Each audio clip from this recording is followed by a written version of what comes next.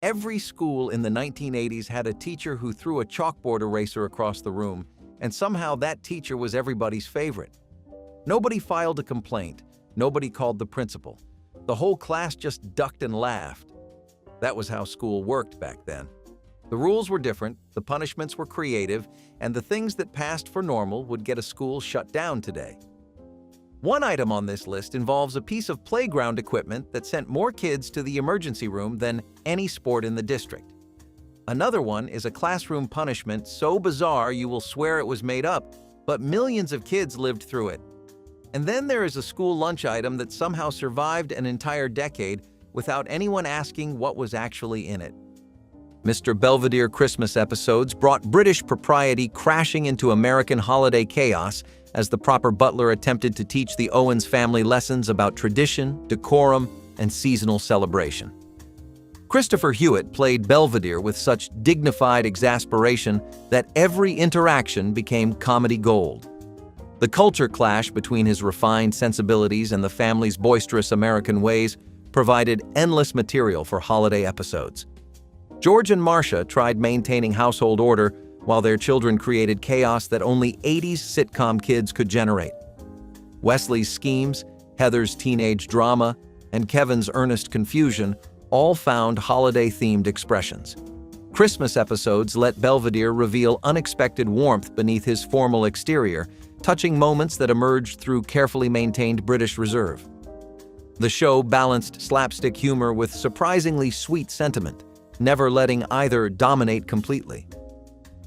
Holiday specials gathered the family together for lessons about appreciation, tradition, and the importance of chosen family.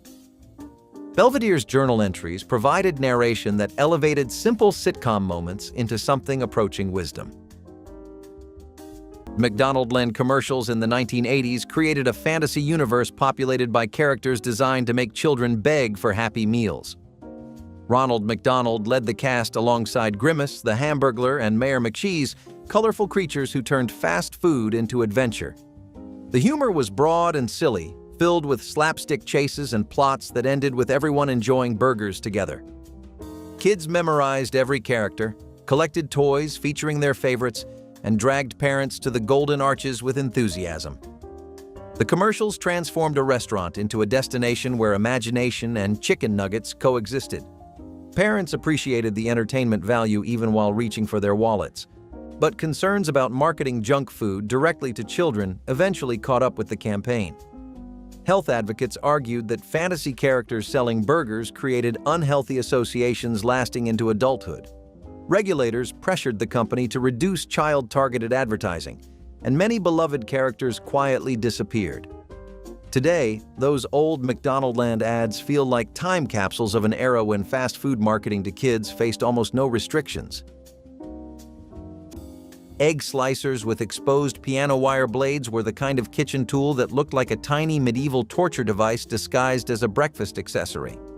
The hinged frame held a row of razor-sharp wires stretched so tightly they hummed when you flicked them, and all you had to do was place a boiled egg on the base and press down for perfect slices.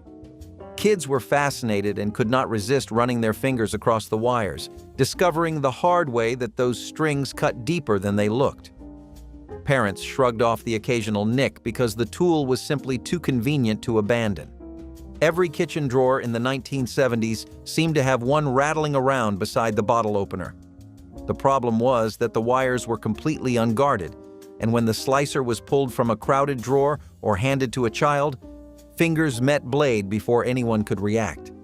Emergency rooms documented enough injuries to catch the attention of regulators, and the most dangerous models were banned and redesigned with protective frames. Looking back, it feels absurd that a tool meant for something as gentle as a boiled egg could leave so many people reaching for bandages instead of toast. Gym teachers in the 1980s had a name for dodgeball that told you everything about how it was played. They called it murder ball. Two teams lined up on opposite sides of the gymnasium, and the rubber balls between them were not the soft foam versions sold today. They were hard, dense, and designed for kickball, with a surface that left raised welts on bare skin and enough weight to turn a close-range throw into something closer to assault. Hit someone, they sat down. Get hit, your dignity went with you. In 2013, the Journal of Physical Education, Recreation and Dance inducted dodgeball into its Hall of Shame, alongside Red Rover and the rope climb. But the original version was worse. A 1922 guide published by Junior ROTC described a variation where the outer team threw medicine balls, weighing 7 to 12 pounds, at kids trapped in the center of the circle. Builders in the 1980s sprayed a bumpy textured coating onto ceilings because it was cheap, fast, and hid every imperfection in the drywall underneath. They called it popcorn ceiling, though cottage cheese ceiling was equally popular as a name for something that looked like the surface of the moon had been glued overhead. The texture absorbed sound, which builders marketed as a feature. It also absorbed cigarette smoke, cooking grease, and dust, which nobody mentioned. Touching it caused small white chunks to break off and fall into your eyes, your hair, or your dinner. Painting over it was nearly impossible without knocking pieces loose. Removing it meant scrapers, plastic sheeting, and the kind of language you did not want your kids to hear. Homes built before 1980 often contained asbestos in the popcorn mixture, turning a cosmetic nuisance into a health hazard requiring professional abatement. Millions of American homes still have them, and millions of homeowners are still pretending not to notice. Perfume ads, using suggestive holiday innuendos, pushed boundaries that seem shockingly bold by modern advertising standards. These commercials featured sultry voiceovers, lingering glances, and imagery that barely concealed what the fragrance supposedly promised: seduction, passion, and irresistible allure. Holiday versions wrapped this sensuality in red velvet, mistletoe, and suggestive taglines about what might happen after the gifts were unwrapped. Women were often positioned as objects of desire, their only purpose to attract attention and satisfy fantasies. Men were encouraged to purchase these perfumes as gifts that would transform their partners into something more exciting and available. The messaging reinforced ideas about women existing primarily to please, wrapped in glamour, and sold as romance. Children watching holiday specials absorbed these images without context, learning early that femininity was tied to desirability. Nobody thought twice about airing such content during family programming. Today, broadcasting perfume ads laden with sexual innuendo during holiday viewing hours would be rejected by networks concerned about complaints and cultural expectations of appropriateness. Life Alert's "I've fallen and I can't get up" commercial became one of the most unintentionally hilarious moments in advertising history, a sincere attempt to sell medical emergency devices that spawned decades of parodies. The original ad featured an elderly woman lying on the floor of her home, pressing a button on her necklace and delivering the now immortal line with such dramatic urgency that viewers could not decide whether to feel concerned or burst out laughing. The acting was stiff, the scenario exaggerated, and the production quality carried that unmistakable low-budget sheen of late-night television. Yet beneath the awkwardness was a real product solving a real problem, and the company sold millions of units to families worried about aging relatives living alone. Comedians quoted the line constantly, sketch shows recreated the scene with ridiculous variations, and the phrase entered everyday language as shorthand for any situation involving helplessness. What started as earnest marketing became a punchline that outlived the original campaign by decades. Looking back, it remains one of the clearest examples of advertising achieving fame for reasons its creators never intended or imagined. Inspector Gadget Saves Christmas delivered exactly the kind of chaotic holiday entertainment that fans of the bumbling detective had come to expect and love. Dr. Claw hatched another scheme, this time targeting Christmas itself, and Inspector Gadget stumbled into saving the day through a combination of luck, malfunctioning gadgets, and the actual competence of his niece Penny working behind the scenes. The animation featured all the classic Gadget moments, with arms extending at wrong angles, helicopter blades deploying at inappropriate times, and the inspector remaining blissfully unaware that he was causing as much chaos as he was preventing. Penny and Brain did the real detective work while Gadget took all the credit, a formula that never got old because the execution was always so perfectly timed. The holiday setting gave the animators new opportunities for gadget malfunctions involving Christmas trees, presents, and decorations that inevitably ended up destroyed or scattered. Kids cheered for Gadget while adults laughed at the absurdity of a detective who succeeded entirely by accident. The special proved that some formulas work precisely because they never try to fix what was never broken. A Christmas Carol from 1984 starred George C. Scott as Ebenezer Scrooge, and his performance was so intense that children watching from behind the couch wondered if this was supposed to be a horror movie instead of a holiday classic. Scott growled, snarled, and glared his way through Victorian London with the kind of ferocity usually reserved for war films and courtroom dramas where someone was about to get destroyed on the witness stand. Every line felt like a threat, every scene crackled with barely contained fury, and the ghosts visiting him seemed genuinely nervous about their assignment.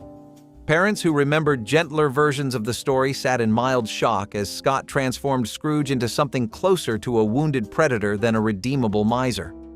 Kids hid behind pillows during the Ghost of Christmas Yet to Come scenes, and some refused to watch it again for years.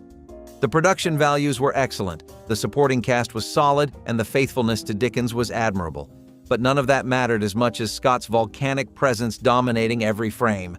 It became a holiday staple precisely because it was unforgettable. Red dye. Number 2 was the color of childhood.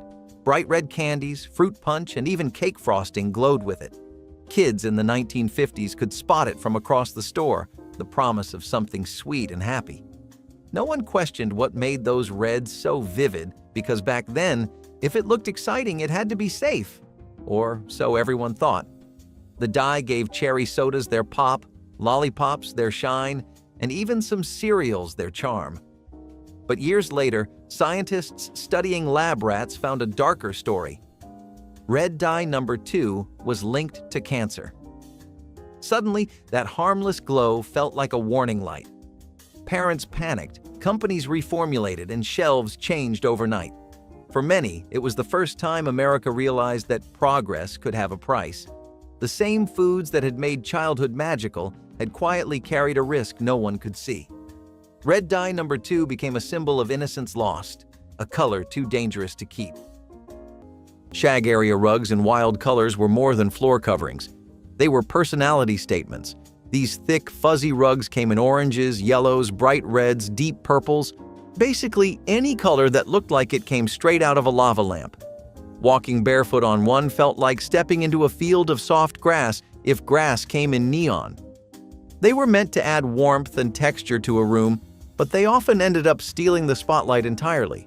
A shag rug could take a neutral living room and instantly make it look like a page from a home decor catalog. The longer the fibers, the more luxurious it was considered, though it also meant you were finding mystery crumbs in there for years. Vacuuming them was practically a workout, and spills were a nightmare, but no one cared because they looked so fun. They anchored conversation areas, bedroom corners, or even bathrooms for the truly bold.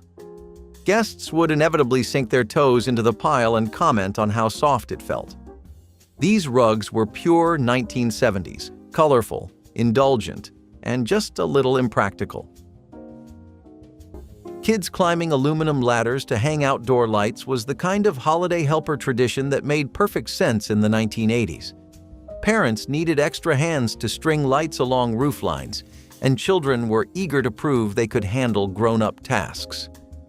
Aluminum ladders were lightweight and seemed perfectly safe propped against the house. Nobody thought twice about sending a 10-year-old up the rungs with Christmas lights wrapped around one arm.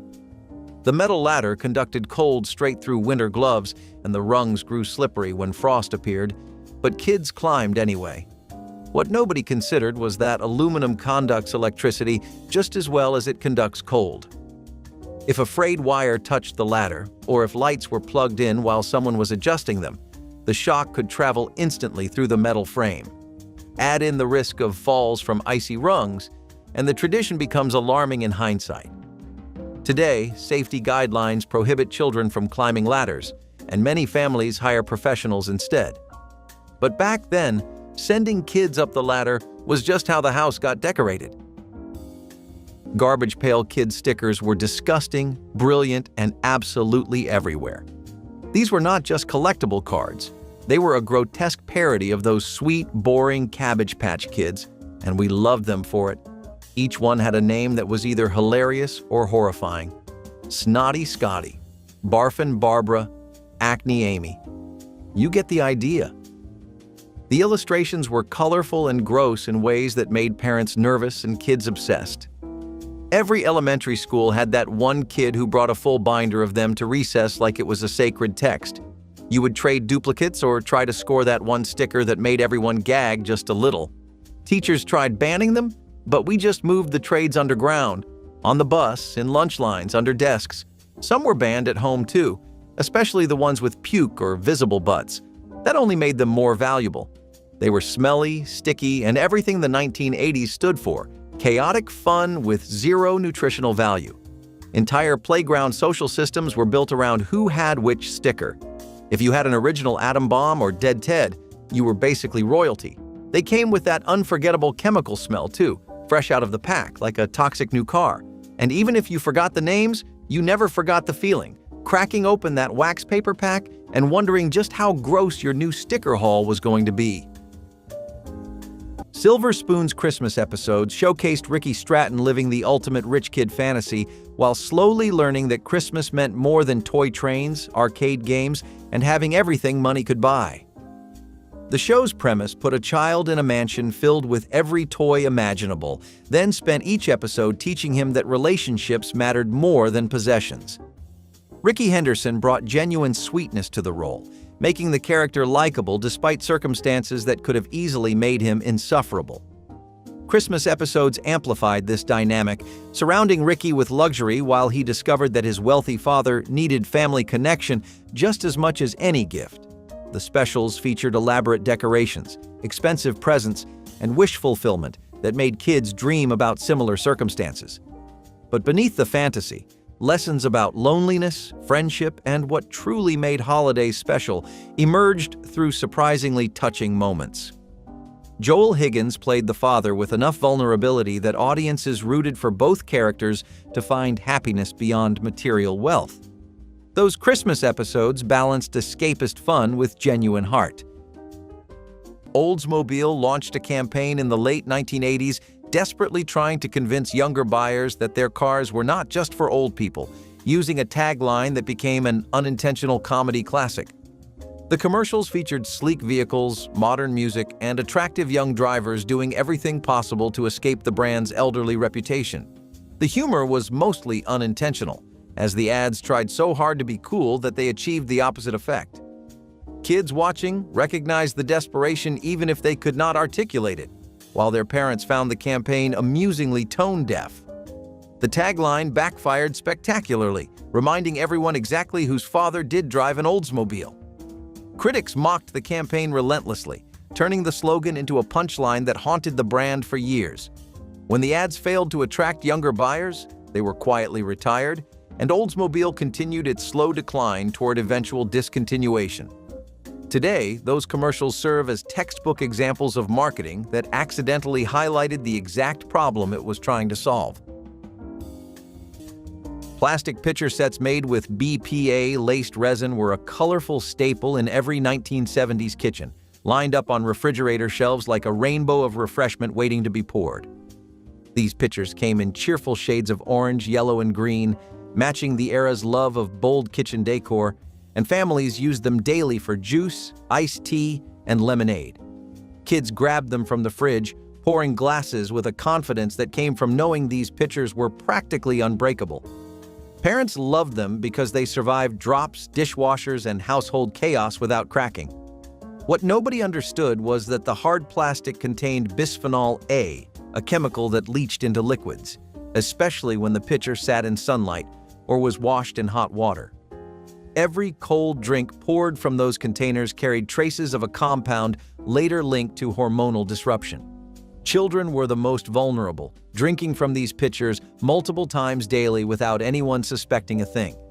When regulators issued bans on BPA in food containers, families were shocked to learn their most trusted kitchen staple had been quietly compromising the drinks they served with such care. Every school bus in the 1980s was a 40-foot steel box with vinyl bench seats, no seat belts, and a single rearview mirror that could not cover half the passengers. The Federal Safety Standard, FMVSS 222, relied on a concept called compartmentalization, meaning seats were packed close together with padded high backs so that in a crash, students would theoretically be contained between the rows. That theory assumed every child sat upright and faced forward. In practice, kids stood in the aisle, sat sideways, knelt backward on seats, and threw objects across the bus at highway speed. The National Transportation Safety Board recommended lap and shoulder belts for school buses multiple times over the decades. States declined, citing retrofit costs that would run into the billions. As of today, only a handful of states require three-point belts on new large school buses. Every Thanksgiving in the 1980s, someone's father stood at the head of the table holding a buzzing electric carving knife like a man who had been handed a small chainsaw and told to perform surgery. Hamilton Beach and Black & Decker sold millions of these motorized blades, marketing them as the modern way to slice a turkey. The reality was a vibrating two-bladed device that sprayed hot grease across the tablecloth and produced slices that looked like they had been cut during an earthquake. The noise could clear a room, a high-pitched whine layered over a mechanical grinding that made conversation impossible until the bird was dismantled. Cleaning was an ordeal because the blades detached but the handle did not open, leaving a gap where grease hardened. Most families used it once a year and spent 20 minutes on Thanksgiving morning trying to remember where they put it. Toy gun ads encouraging real combat for boys dominated Christmas commercial blocks, showing young children charging through backyards with plastic rifles and shouting battle cries. These commercials promised authenticity, bragging about realistic sounds, lifelike designs, and mechanisms that mimicked actual firearms. Boys were told to gear up, take aim, and defeat imaginary enemies in scenarios that blurred the line between play and genuine conflict. Parents watching saw nothing unusual, because toy guns were simply part of childhood, handed down through generations. The ads featured military imagery, camouflage outfits, and language that glorified combat as exciting, heroic, and undeniably masculine. Nobody paused to consider how these messages shaped young minds. Voiceovers urged kids to ask for these toys by name, and stores stocked shelves high with options ranging from pistols to machine guns. Today, advertising that glamorizes weapon play for children would be pulled from the air before the first commercial break ended, rejected by networks and criticized by groups alarmed by the connection between play violence and real-world consequences. Buds, Mackenzie for Bud Light, became one of the most recognizable advertising mascots of the 1980s, a bull terrier dressed in Hawaiian shirts and sunglasses who somehow convinced millions of Americans that beer meant endless parties. The dog appeared surrounded by beautiful women lounging on beaches and generally living a lifestyle that seemed impossibly glamorous for a pet. Kids loved Spuds because he looked goofy and fun, adults loved him because he represented carefree excess, and Anheuser-Busch loved him because he moved product faster than almost anything they had tried before. But the campaign carried controversy throughout its run. Critics argued that using an adorable dog to sell alcohol was clearly targeting minors, turning a cartoon-like mascot into a gateway for underage drinking. Mothers Against Drunk Driving protested, legislators raised concerns, and the beer company found itself defending something that started as harmless fun. Eventually, the campaign ended, but the memory of that party-loving terrier never faded. Looking back, it is strange to realize how casually alcohol was marketed using tactics that would cause outrage today. Transformers.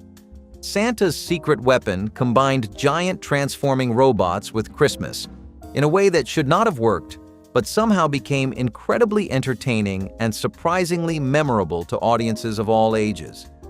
The episode featured Autobots and Decepticons pausing their eternal war to deal with holiday problems that felt absurdly small compared to their usual galactic stakes. Optimus Prime, leader of the Autobots and voice of robotic wisdom, delivered lines about the true meaning of Christmas with such gravitas, you almost forgot he was a truck who turned into a robot. Megatron tried exploiting the holiday for evil purposes because Decepticons apparently could not take a single day off from scheming against humanity.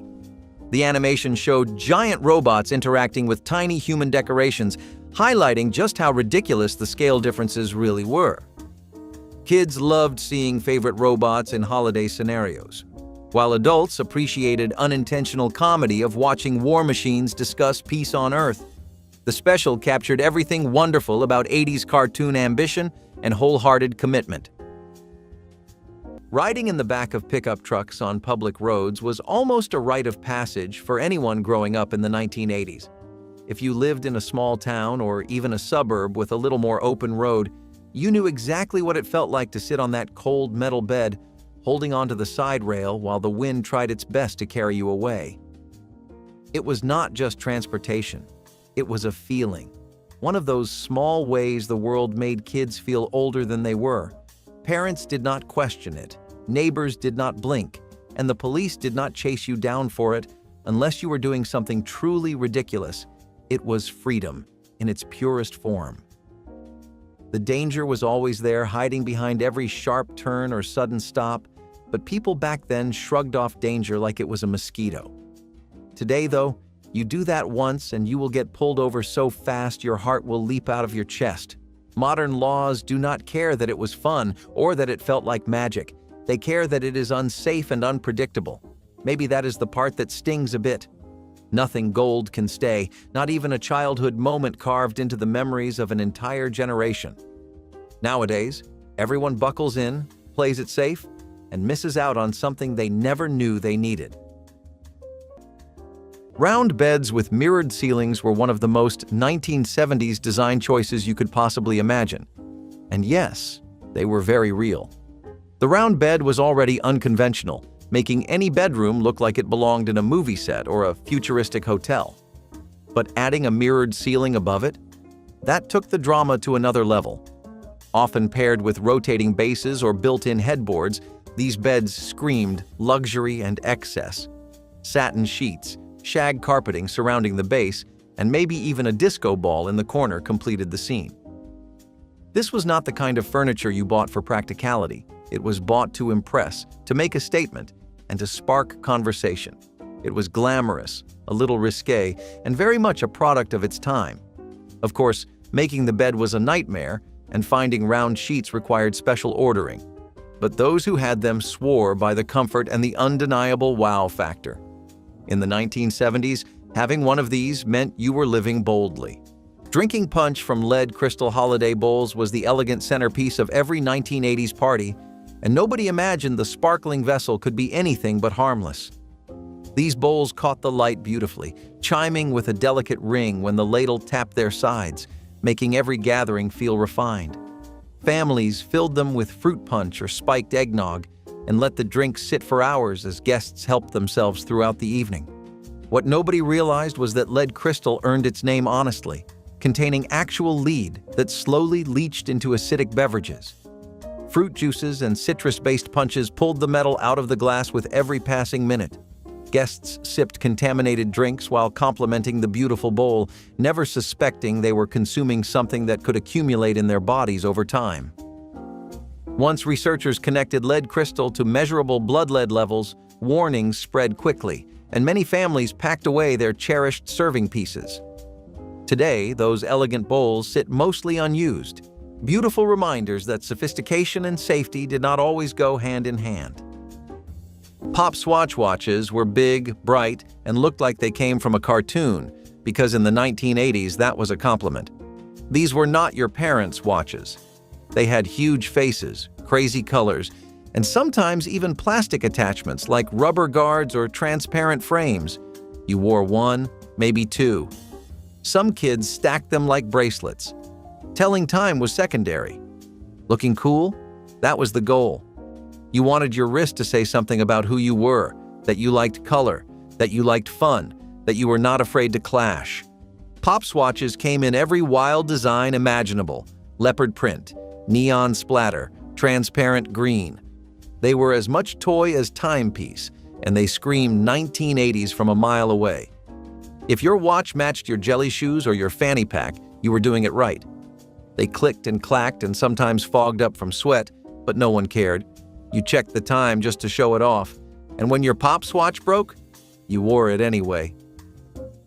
Alf's Special Christmas took the fuzzy alien from sitcom Wisecracker to unexpected emotional territory, proving that the 1980s had no problem mixing belly laughs with genuine tears during the holiday season. The plot found Eyjolf wandering into a hospital on Christmas Eve, where he befriended a terminally ill girl whose situation made even cynical viewers reach for tissues. The show always balanced humor with heart, but this special pushed deeper into sentiment than most sitcom holiday episodes dared to venture. Eyjolf cracked jokes about hospital food, confused nurses with alien antics, and still somehow delivered moments that felt surprisingly sincere and touching. Kids expecting puppet comedy got something far more complex. A story about mortality wrapped in holiday tinsel. Parents appreciated the ambition even when tonal shifts felt jarring. One moment, Eyjolf hid in a laundry cart. The next, he comforted a dying child with words about hope and connection. The special became a holiday staple not because it was perfect, but because it tried something different. That kind of risk defined the best of 80s television. High Karate aftershave commercials promised something no grooming product had ever dared guarantee, that wearing this cologne would make men so irresistible they would need self-defense training to fend off admirers. The ads showed ordinary guys splashing on the aftershave and immediately being tackled, grabbed, and chased by beautiful women who could not control their desire.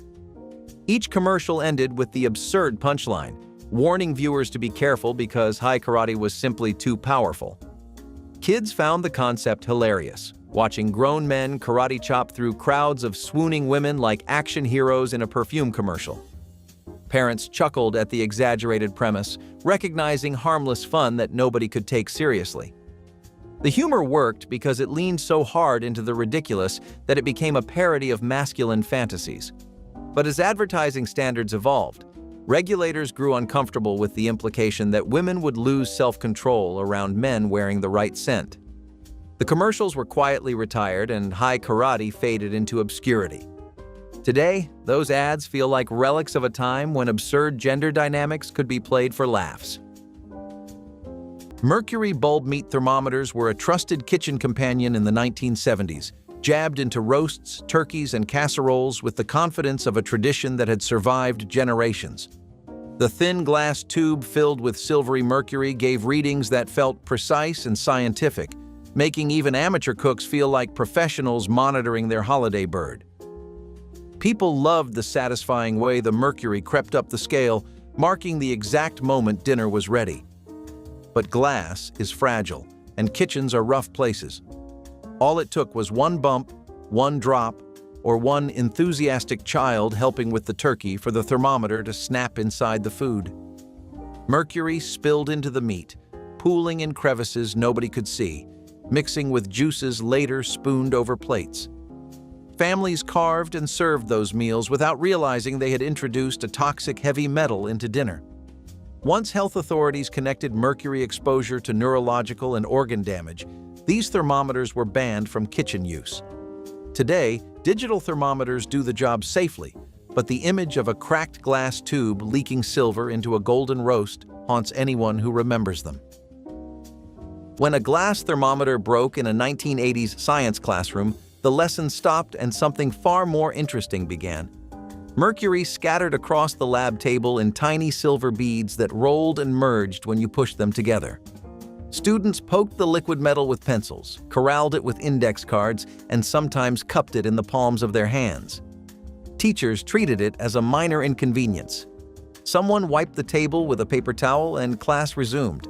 What nobody mentioned was that mercury vaporizes at room temperature into an invisible, odorless gas that accumulates in enclosed spaces. Between 2002 and 2006, American Poison Control Centers received over 37,000 calls about children exposed to mercury, and more than 30,000 of those involved broken thermometers. A 2004 case in New Jersey found roughly 100 children exposed at a daycare center built inside a former thermometer factory. Vertical blinds could be found on nearly every sliding glass door in America throughout the 1980s, and not one set ever worked properly. Long plastic slats hanging from a track, opening and closing with a pull chain or a wand. That was the concept. The execution was a disaster. At least one slat was always crooked. The track jammed constantly. Walking through meant getting slapped by rigid plastic strips that clattered together like a percussion instrument designed by someone who hated music. They collected dust in the track mechanism with an efficiency that suggested it was their actual purpose. Opening them fully required a technique nobody could agree on. Some pulled the chain, some used the wand, some just shoved the slats aside by hand, bending several permanently. Replacement slats never matched because the plastic yellowed at different rates depending on sun exposure. By the mid-90s, manufacturers like Levolor were pushing horizontal mini blinds as the upgrade, but the verticals held on in rental apartments for another full decade. Doctor-endorsed cigarette ads reassured holiday shoppers that their gift choices were medically sound, featuring actors in white coats recommending specific brands as gentler on the throat. These commercials positioned physicians as trusted authorities who personally preferred one cigarette over another, implying that smoking was not only acceptable but somehow healthy when done correctly. Holiday versions showed doctors relaxing after long shifts, lighting up with satisfied expressions while voiceovers praised the smooth taste and easy draw. Families watching trusted these endorsements completely because if a doctor approved, how dangerous could it really be? The ads ran during prime time, sandwiched between Christmas specials and cartoon blocks, reaching audiences of all ages with messaging that would later seem criminally deceptive. Nobody questioned whether real doctors actually smoked these brands or whether the claims had any scientific basis. Today, using medical professionals to endorse tobacco products would violate countless advertising regulations, trigger immediate legal action, and destroy any brand foolish enough to attempt such blatant manipulation. Joe Isuzu commercials introduced a car salesman who lied so outrageously that the lies themselves became the entire point of the advertisement. Played by actor David Leisure, Joe made absurd claims about Isuzu vehicles while subtitles at the bottom of the screen contradicted every word he said. He promised cars that could outrun fighter jets, seats made from materials softer than clouds, and mileage numbers that defied physics. The joke was obvious, almost too obvious, and yet it worked brilliantly. Audiences found Joe hilarious precisely because he represented everything people already suspected about car salesmen, turned up to an impossible extreme. The campaign acknowledged consumer skepticism rather than pretending it did not exist, and that honesty through dishonesty created a strange bond between the brand and its audience. People trusted Isuzu more because the company admitted through Joe that trust in advertising was complicated. The ads ran throughout the 1980s and spawned countless parodies and references. Looking back, Joe Isuzu feels like one of the first truly postmodern advertising characters, a liar who told the truth by lying about everything. Garfield Christmas Special gave audiences exactly what they expected from the world's laziest cat, which was sarcasm, reluctance, and eventual heartwarming moments delivered with maximum grumpiness along the way. Garfield traveled to the farm with John and Odie for a holiday visit that he approached with his signature lack of enthusiasm, complaining about everything from the cold weather to the lack of proper lasagna. The animation captured Garfield's expressions perfectly, those half-lidded eyes and smug smirks that made every sarcastic comment land exactly as intended. What made the special genuinely funny was watching Garfield slowly, reluctantly, against every fiber of his being, start to enjoy the holiday despite himself. He bonded with John's grandmother, discovered old letters in the attic, and even showed moments of genuine affection that he immediately tried to deny. Kids loved seeing their favorite orange cat in a new setting, while adults appreciated the dry humor that elevated the special above typical holiday fare. The whole thing walked the line between cynical and sweet in a way that felt authentically Garfield. Elves from 1989 remains one of the strangest holiday films ever committed to celluloid, and that is saying something for a decade absolutely filled with bizarre creative choices that defied all explanation and common sense from start to finish. The premise alone sounds like someone lost a bet and decided to film the consequences. Nazi experiments, killer elves, a department store setting, and Dan Haggerty wandering through scenes looking like he had accidentally walked onto the wrong set and decided to stay anyway because the catering was decent. Nothing about the movie made logical sense, and yet it played constantly on late-night cable during the holiday season when programming directors needed cheap content to fill dead air. Kids who should have been asleep stumbled across it and spent the next week having nightmares about tiny creatures with sharp teeth and murderous intentions lurking behind every corner. Parents who caught glimpses assumed they were hallucinating from too much eggnog. The tone lurched wildly between horror and fever dream, never settling anywhere comfortable. It became a cult classic because it was unforgettable. Hitchhiking on busy highways was one of those everyday 1980s moments that felt wild, free, and strangely normal. You would be driving down a major road, windows down, radio blasting, and there would always be at least one person standing on the shoulder with a cardboard sign or just their thumb out. People did not think twice about stopping either. It was all about trusting strangers, or maybe just trusting that the times were good enough that nothing terrible would happen. The thing is, the government did not see it the same way, not even back then, because transportation laws were already starting to tighten up. Hitchhiking was seen as an inconvenience at best and a danger at worst, but that did not stop half the country from doing it anyway. Today, though, you try pulling over on a major interstate, and you are practically begging for a police cruiser to come rolling up with lights spinning. What used to be a harmless favor or a rebellious night out is now something wrapped in warnings about trafficking, liability, and a whole list of things that did not even exist in the average 1980s vocabulary. People back then just wanted to get somewhere, and if you trusted the person enough to sit next to them, you both pretended that everything was going to be fine. Maybe that was the real magic of it all, the kind of trust you do not see anymore in a world that is terrified of every unknown face. Matching drapes and sofa fabric was a decorating move that made living rooms feel like one big coordinated outfit. The exact same floral or geometric pattern would cover the curtains and the couch cushions, sometimes even the armchairs. It was bold, it was committed, and it was very much a look.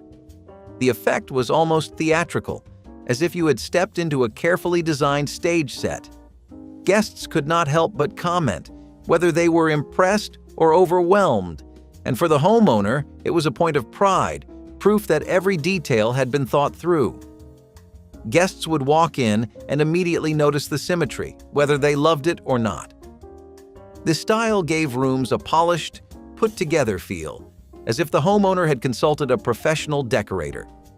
The fabrics were often heavy and durable, meant to last through years of sun and wear. Color schemes leaned toward earthy oranges, browns, and golds, creating a warm, unified space. While it could be overwhelming, it was also undeniably memorable, every element working in perfect visual harmony. Mirrored walls in dining rooms were a bold attempt to make spaces look bigger and more glamorous. Entire walls would be covered in floor-to-ceiling mirrors, reflecting the chandelier, the table, and the guests. It created the illusion of a much larger space, and it doubled the impact of any decor. Hosts loved how it made their dinner spreads look twice as impressive. Children often amused themselves by making faces in the reflection during formal gatherings. At night, the candlelight and chandelier reflections created a sparkle that made the whole room feel like an upscale restaurant. Dinner parties felt grander when you could see the room stretching endlessly in the glass. Some mirrored walls were made from panels with beveled edges, adding even more sparkle. They were also a practical choice in their own way. No need for extra artwork when the wall itself was the feature. Of course, they also reflected every spill, every crumb, and every awkward expression, but that was part of their charm. In the 1970s, nothing said, "We entertain in style," quite like a mirrored dining wall. Pencil toppers in the 1980s served one purpose: absolutely none. These were little rubber monsters, fuzzy balls with googly eyes, or glittery puff creatures that balanced awkwardly on the top of your number 2 pencil. Did they help you write? Nope. Did they make your pencil too heavy to function? Almost always. But they made you feel like your homework had style. Everyone had their own little collection. You could twist them off and trade them during recess. You could pop them onto the end of a pen and watch them jiggle during spelling tests. Sometimes they would fall off and roll under desks, causing full-scale classroom disruption. Teachers sighed, parents rolled their eyes, but we adored them. Pencil toppers gave personality to the most boring part of school. You could have a dragon, a smiley face, or even a tiny disco ball dancing at the top of your notes. They served no real purpose, and maybe that was the point. In a decade obsessed with flair, even pencils needed accessories. The WWF Christmas specials brought professional wrestling's theatrical chaos directly into holiday programming with body slams, over-the-top promos, and a strange sincerity that made everything work despite all logic. Wrestlers known for feuds and aggression suddenly appeared in Santa hats, delivering holiday messages ranging from heartwarming to hilariously threatening. Hulk Hogan might wish fans Merry Christmas before reminding them about training, prayers, and vitamins. Rowdy Roddy Piper could deliver a holiday speech that somehow became a villainous rant by the final sentence. The production leaned into spectacle, combining holiday decorations with ring entrances in ways that created visual chaos perfectly suited to the era. Kids who worshipped these larger-than-life figures saw their heroes in festive contexts. Parents shook their heads while secretly enjoying the absurdity. The specials aired between regular programming, creating appointment viewing for wrestling fans. The comedy came from the contrast, intimidating athletes delivering sincere messages about family and gratitude. That juxtaposition defined the best of 80s holiday programming. Miller Lite commercials turned a simple beer argument into one of the most entertaining ad campaigns of the 1980s, featuring retired athletes and celebrities screaming at each other over whether the beer tasted great or was less filling. The debates escalated into absurd physical confrontations, barroom brawls, and comedic standoffs that made choosing a side feel like the most important decision anyone could make. Kids imitated the arguments on playgrounds, parents quoted the catchphrases at parties, and the campaign became a cultural touchstone that transcended beer advertising. The humor worked because the stakes were deliberately low while the passion was cranked impossibly high. Watching famous athletes nearly come to blows over a beer slogan was comedy gold. But some commercials featured scenarios regulators found problematic, including depictions of drinking that implied intoxication was funny rather than dangerous. The more aggressive spots were quietly retired as alcohol advertising guidelines tightened. Today, those classic debates feel like relics of a time when beer commercials could be genuinely hilarious without worrying about the message they sent. Electric can openers without blade guards were the futuristic kitchen gadgets that every 1970s household proudly displayed on the countertop, right next to the coffee percolator and the avocado green blender. The idea was thrilling. Press a lever, watch the can spin, and let the machine do all the work while you stood back feeling like you had stepped into the future of food preparation. Kids were mesmerized by the spinning motion and the sharp whirring sound, which naturally made them want to get as close as possible to the blade. The problem was that early models had exposed cutting wheels that kept spinning even after the can was removed, and fingers that reached in too quickly met a blade still hungry for something to slice. Emergency rooms documented a steady stream of deep cuts and injuries, serious enough to require stitches. Parents handed these machines to children as kitchen lessons, never imagining the blade could cause real damage. Once regulators demanded blade guards and automatic stop mechanisms, the old models were recalled and banned. It is almost laughable to imagine a kitchen appliance with an exposed spinning blade beside the sugar bowl, but nobody questioned it then. A 1984 EPA survey found that approximately 35,000 American schools contained asbestos, putting 15 million students and 1.4 million staff members at risk of exposure. That was not an estimate. That was a direct count based on sampling 2,600 school districts. Asbestos had been built into ceiling tiles, floor tiles, pipe insulation, boiler rooms, cafeteria walls, and auditorium panels because the material was cheap, fireproof, and held structures together for decades. It also shed microscopic fibers every time a ceiling tile cracked, a pipe joint was bumped, or a janitor scraped the floor. National asbestos usage had peaked in 1973 at over 800,000 tons per year. Congress passed the Asbestos Hazard Emergency Response Act in 1986, but the law required inspection and management, not removal. Schools were told to leave undamaged asbestos in place and monitor it. If the bathroom carpet was a quiet failure, the Flowbee was a loud one, literally. In 1988, a San Diego carpenter named Rick Huntz began airing infomercials for a haircutting device that attached to your home vacuum cleaner. The machine sucked hair into a plastic chamber, ran it past oscillating blades, and deposited the clippings into the vacuum canister. No mess, no barber, no dignity. Huntz had patented the device in 1987 after demonstrating it at county fairs, where volunteers let one side of their head be cut with scissors and the other with the Flowbee. The noise was staggering. Reviewers compared the combined roar of the vacuum and clippers to standing inside an airplane hangar. Conair and Remington both passed. Hair salons refused to stock it, worried it might actually work. By 2000, 2 million units had shipped from a factory in Kerrville, Texas. Wayne's World spoofed it as the suck cut, and George Clooney admitted in 2020 that he had used one for over 20 years. Diet pill Christmas specials for weight-conscious women promised holiday transformations that now seem dangerously irresponsible. Advertisers targeted women with messaging that implied looking slim was the greatest gift they could give themselves, their husbands, and their holiday photographs. These commercials aired during family viewing hours, featuring slim models explaining how easy it was to shed pounds before the big party or fit into last year's dress just in time for Christmas dinner. The pills themselves contain stimulants and appetite suppressants that have since been banned or heavily restricted, but back then they were sold as harmless helpers. Voiceovers assured viewers that results came quickly, safely, and without the need for exercise or willpower. Young girls watched alongside their mothers, absorbing messages that equated thinness with happiness and self-worth. Nobody questioned whether promoting rapid weight loss during the season of indulgence might cause harm. Today, airing ads that push unregulated diet pills on women during the holidays would be met with outrage, regulatory scrutiny, and widespread condemnation from health professionals and advocates alike. Mikey from the Life cereal commercials became one of the most enduring child stars in advertising history, famous for supposedly hating everything until he tried a bowl of healthy breakfast cereal. The original ad debuted in the 1970s, but it ran so frequently throughout the following decade that an entire generation grew up believing Mikey was their contemporary.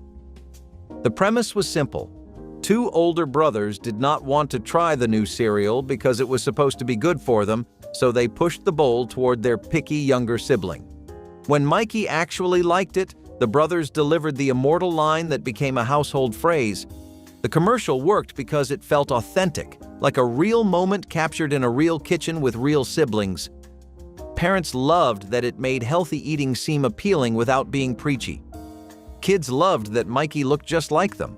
The ad became so iconic that urban legends spread about the actor dying from mixing Pop Rocks and soda, a rumor so persistent that the company had to publicly deny it for years. Few commercials have ever achieved that level of cultural penetration from such a simple concept. Alf's Special Christmas took the already bizarre premise of a furry alien living with a suburban family and cranked the weirdness up to holiday levels nobody expected or could have possibly anticipated in advance. Alf, whose main personality traits included eating cats and making sarcastic comments about virtually everything, suddenly found himself navigating Christmas traditions with the confused enthusiasm of someone who genuinely did not understand why humans wrapped boxes just to tear them open again. The special mixed live action with animated sequences in that uniquely 80s way that made everything feel slightly off-kilter in the best possible sense. Alf tried to help decorate the house, which went poorly. He tried understanding caroling, which confused him even more.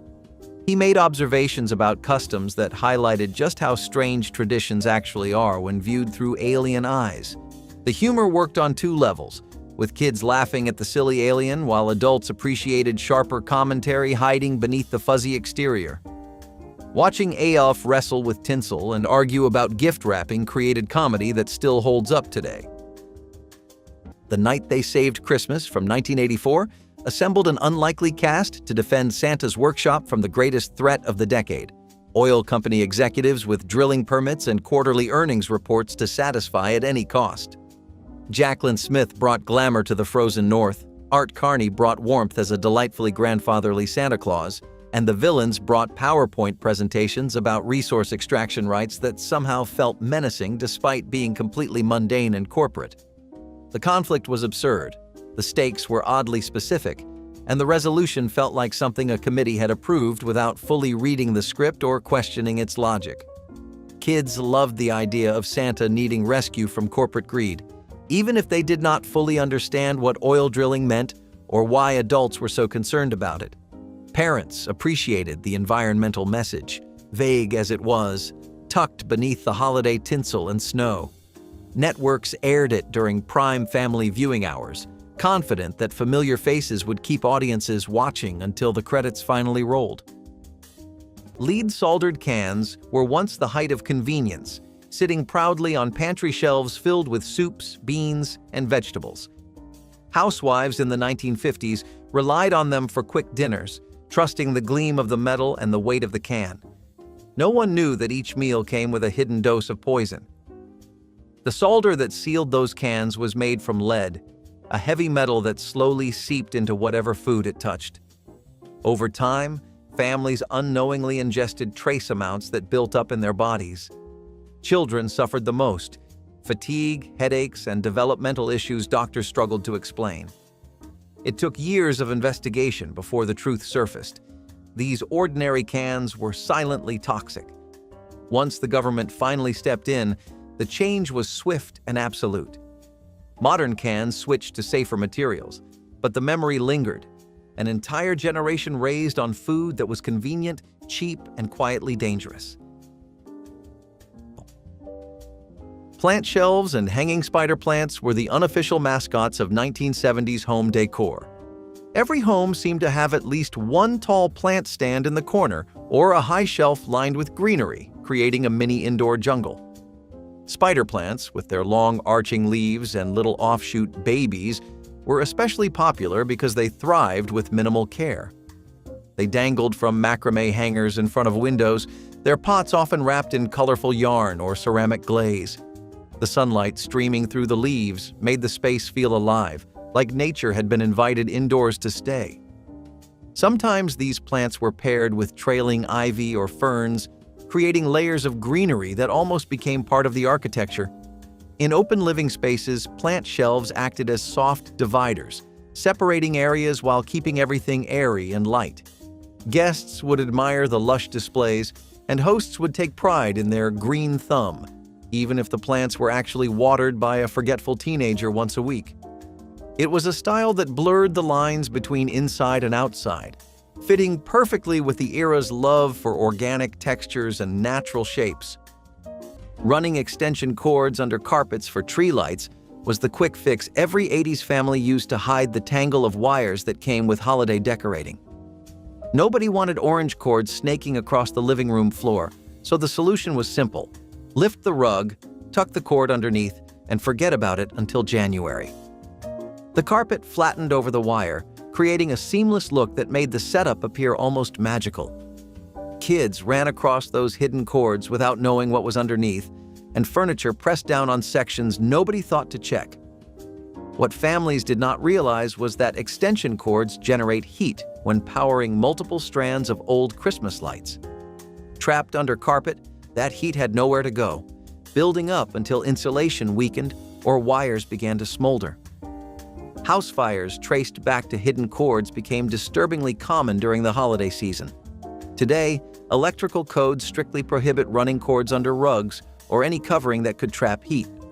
Fire departments issue annual warnings, and modern families use cord covers instead. But for an entire decade, the hidden cord was just how Christmas worked. Frankie Says Relax shirts were the loudest way to say something you barely understood but totally loved. If you were around in the 1980s, chances are you saw at least one kid walking around in this oversized block-lettered slogan tee like it was a personal manifesto. It was pop culture. It was rebellion. And most of us had no clue who Frankie was. The band Frankie Goes to Hollywood had a hit song, sure, but the shirt took on a life of its own. It was banned in some schools. Parents thought it was suggestive. That made kids want it even more. You did not even have to like the music. The phrase alone was enough to make you feel cool. The shirt was always a bit too big, always bold, and always a little daring. If you saw someone wearing one, you just assumed they were funnier, cooler, maybe even older. And if you wore one yourself, you felt unstoppable. Frankie Says Relax was not just a catchphrase. It was a mood, one that said, I get it, even if you really, really did not. Punky Brewster's Christmas episodes captured everything people loved about the scrappy orphan and her found family, delivering holiday warmth through mismatched outfits and a sincere belief that love could conquer anything. Punky faced Christmas challenges ranging from financial struggles to worrying about friends in need. The show never shied away from heavy topics, treating young viewers with respect while keeping things fun and accessible.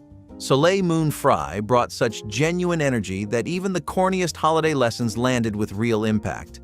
Episodes involved Punky organizing community efforts, convincing Henry to embrace the season, or helping classmates facing harder circumstances. The humor came from character moments and the kind of heartfelt sincerity that only worked because everyone involved committed completely. Parents found themselves surprisingly moved by stories about an orphan finding joy in small miracles. The show understood that Christmas meant different things to different families, and Punky's determination to make the holiday special resonated deeply. Those episodes remain touchstones for anyone who grew up believing kindness and creativity could solve almost anything. The California Raisins danced their way into the hearts of America during the 1980s, a group of claymation raisins performing Motown classics while wearing sunglasses and snapping their wrinkled fingers to the beat. The commercials were so unexpectedly entertaining that people forgot they were watching advertisements for dried fruit. Kids begged parents to buy raisins just to feel connected to the singing sensations, and merchandise exploded onto shelves faster than anyone anticipated. The humor came from the sheer absurdity of making raisins cool, turning a healthy snack into something rebellious and fun. Parents loved that their children suddenly wanted to eat fruit, even if it came with demands for lunchboxes and t-shirts. The catchy music and smooth dance moves made every commercial feel like a tiny concert. But licensing disputes eventually tangled the campaign in legal knots, and concerns arose about using popular music to market food to children. Some spots were pulled when music rights expired, and the raisins faded from television. Today, those claymation commercials remain cult classics, remembered fondly by a generation that learned to love dried grapes through song. Ceramic crock-pots glazed with lead-based paint were some of the most trusted kitchen companions in the 1970s, simmering stews, soups, and casseroles for hours while families went about their day. The pots came in gorgeous, earthy tones: harvest gold, avocado green, and burnt orange, colors so perfectly 70s they practically came with a shag carpet warranty. People loved how the thick ceramic held heat evenly and made every meal taste like it had been cooking since morning. What nobody realized was that the beautiful glazes contained lead, and as the crock-pot heated for hours, that lead slowly leached into the food inside. Families served these meals to children and guests without concern because the pot looked wholesome and harmless. The longer the food cooked, the more lead seeped in, turning a convenience into a quiet contamination source on the counter. When health studies connected lead-glazed cookware to dangerous exposure levels, regulators banned the formulas and forced manufacturers to reformulate.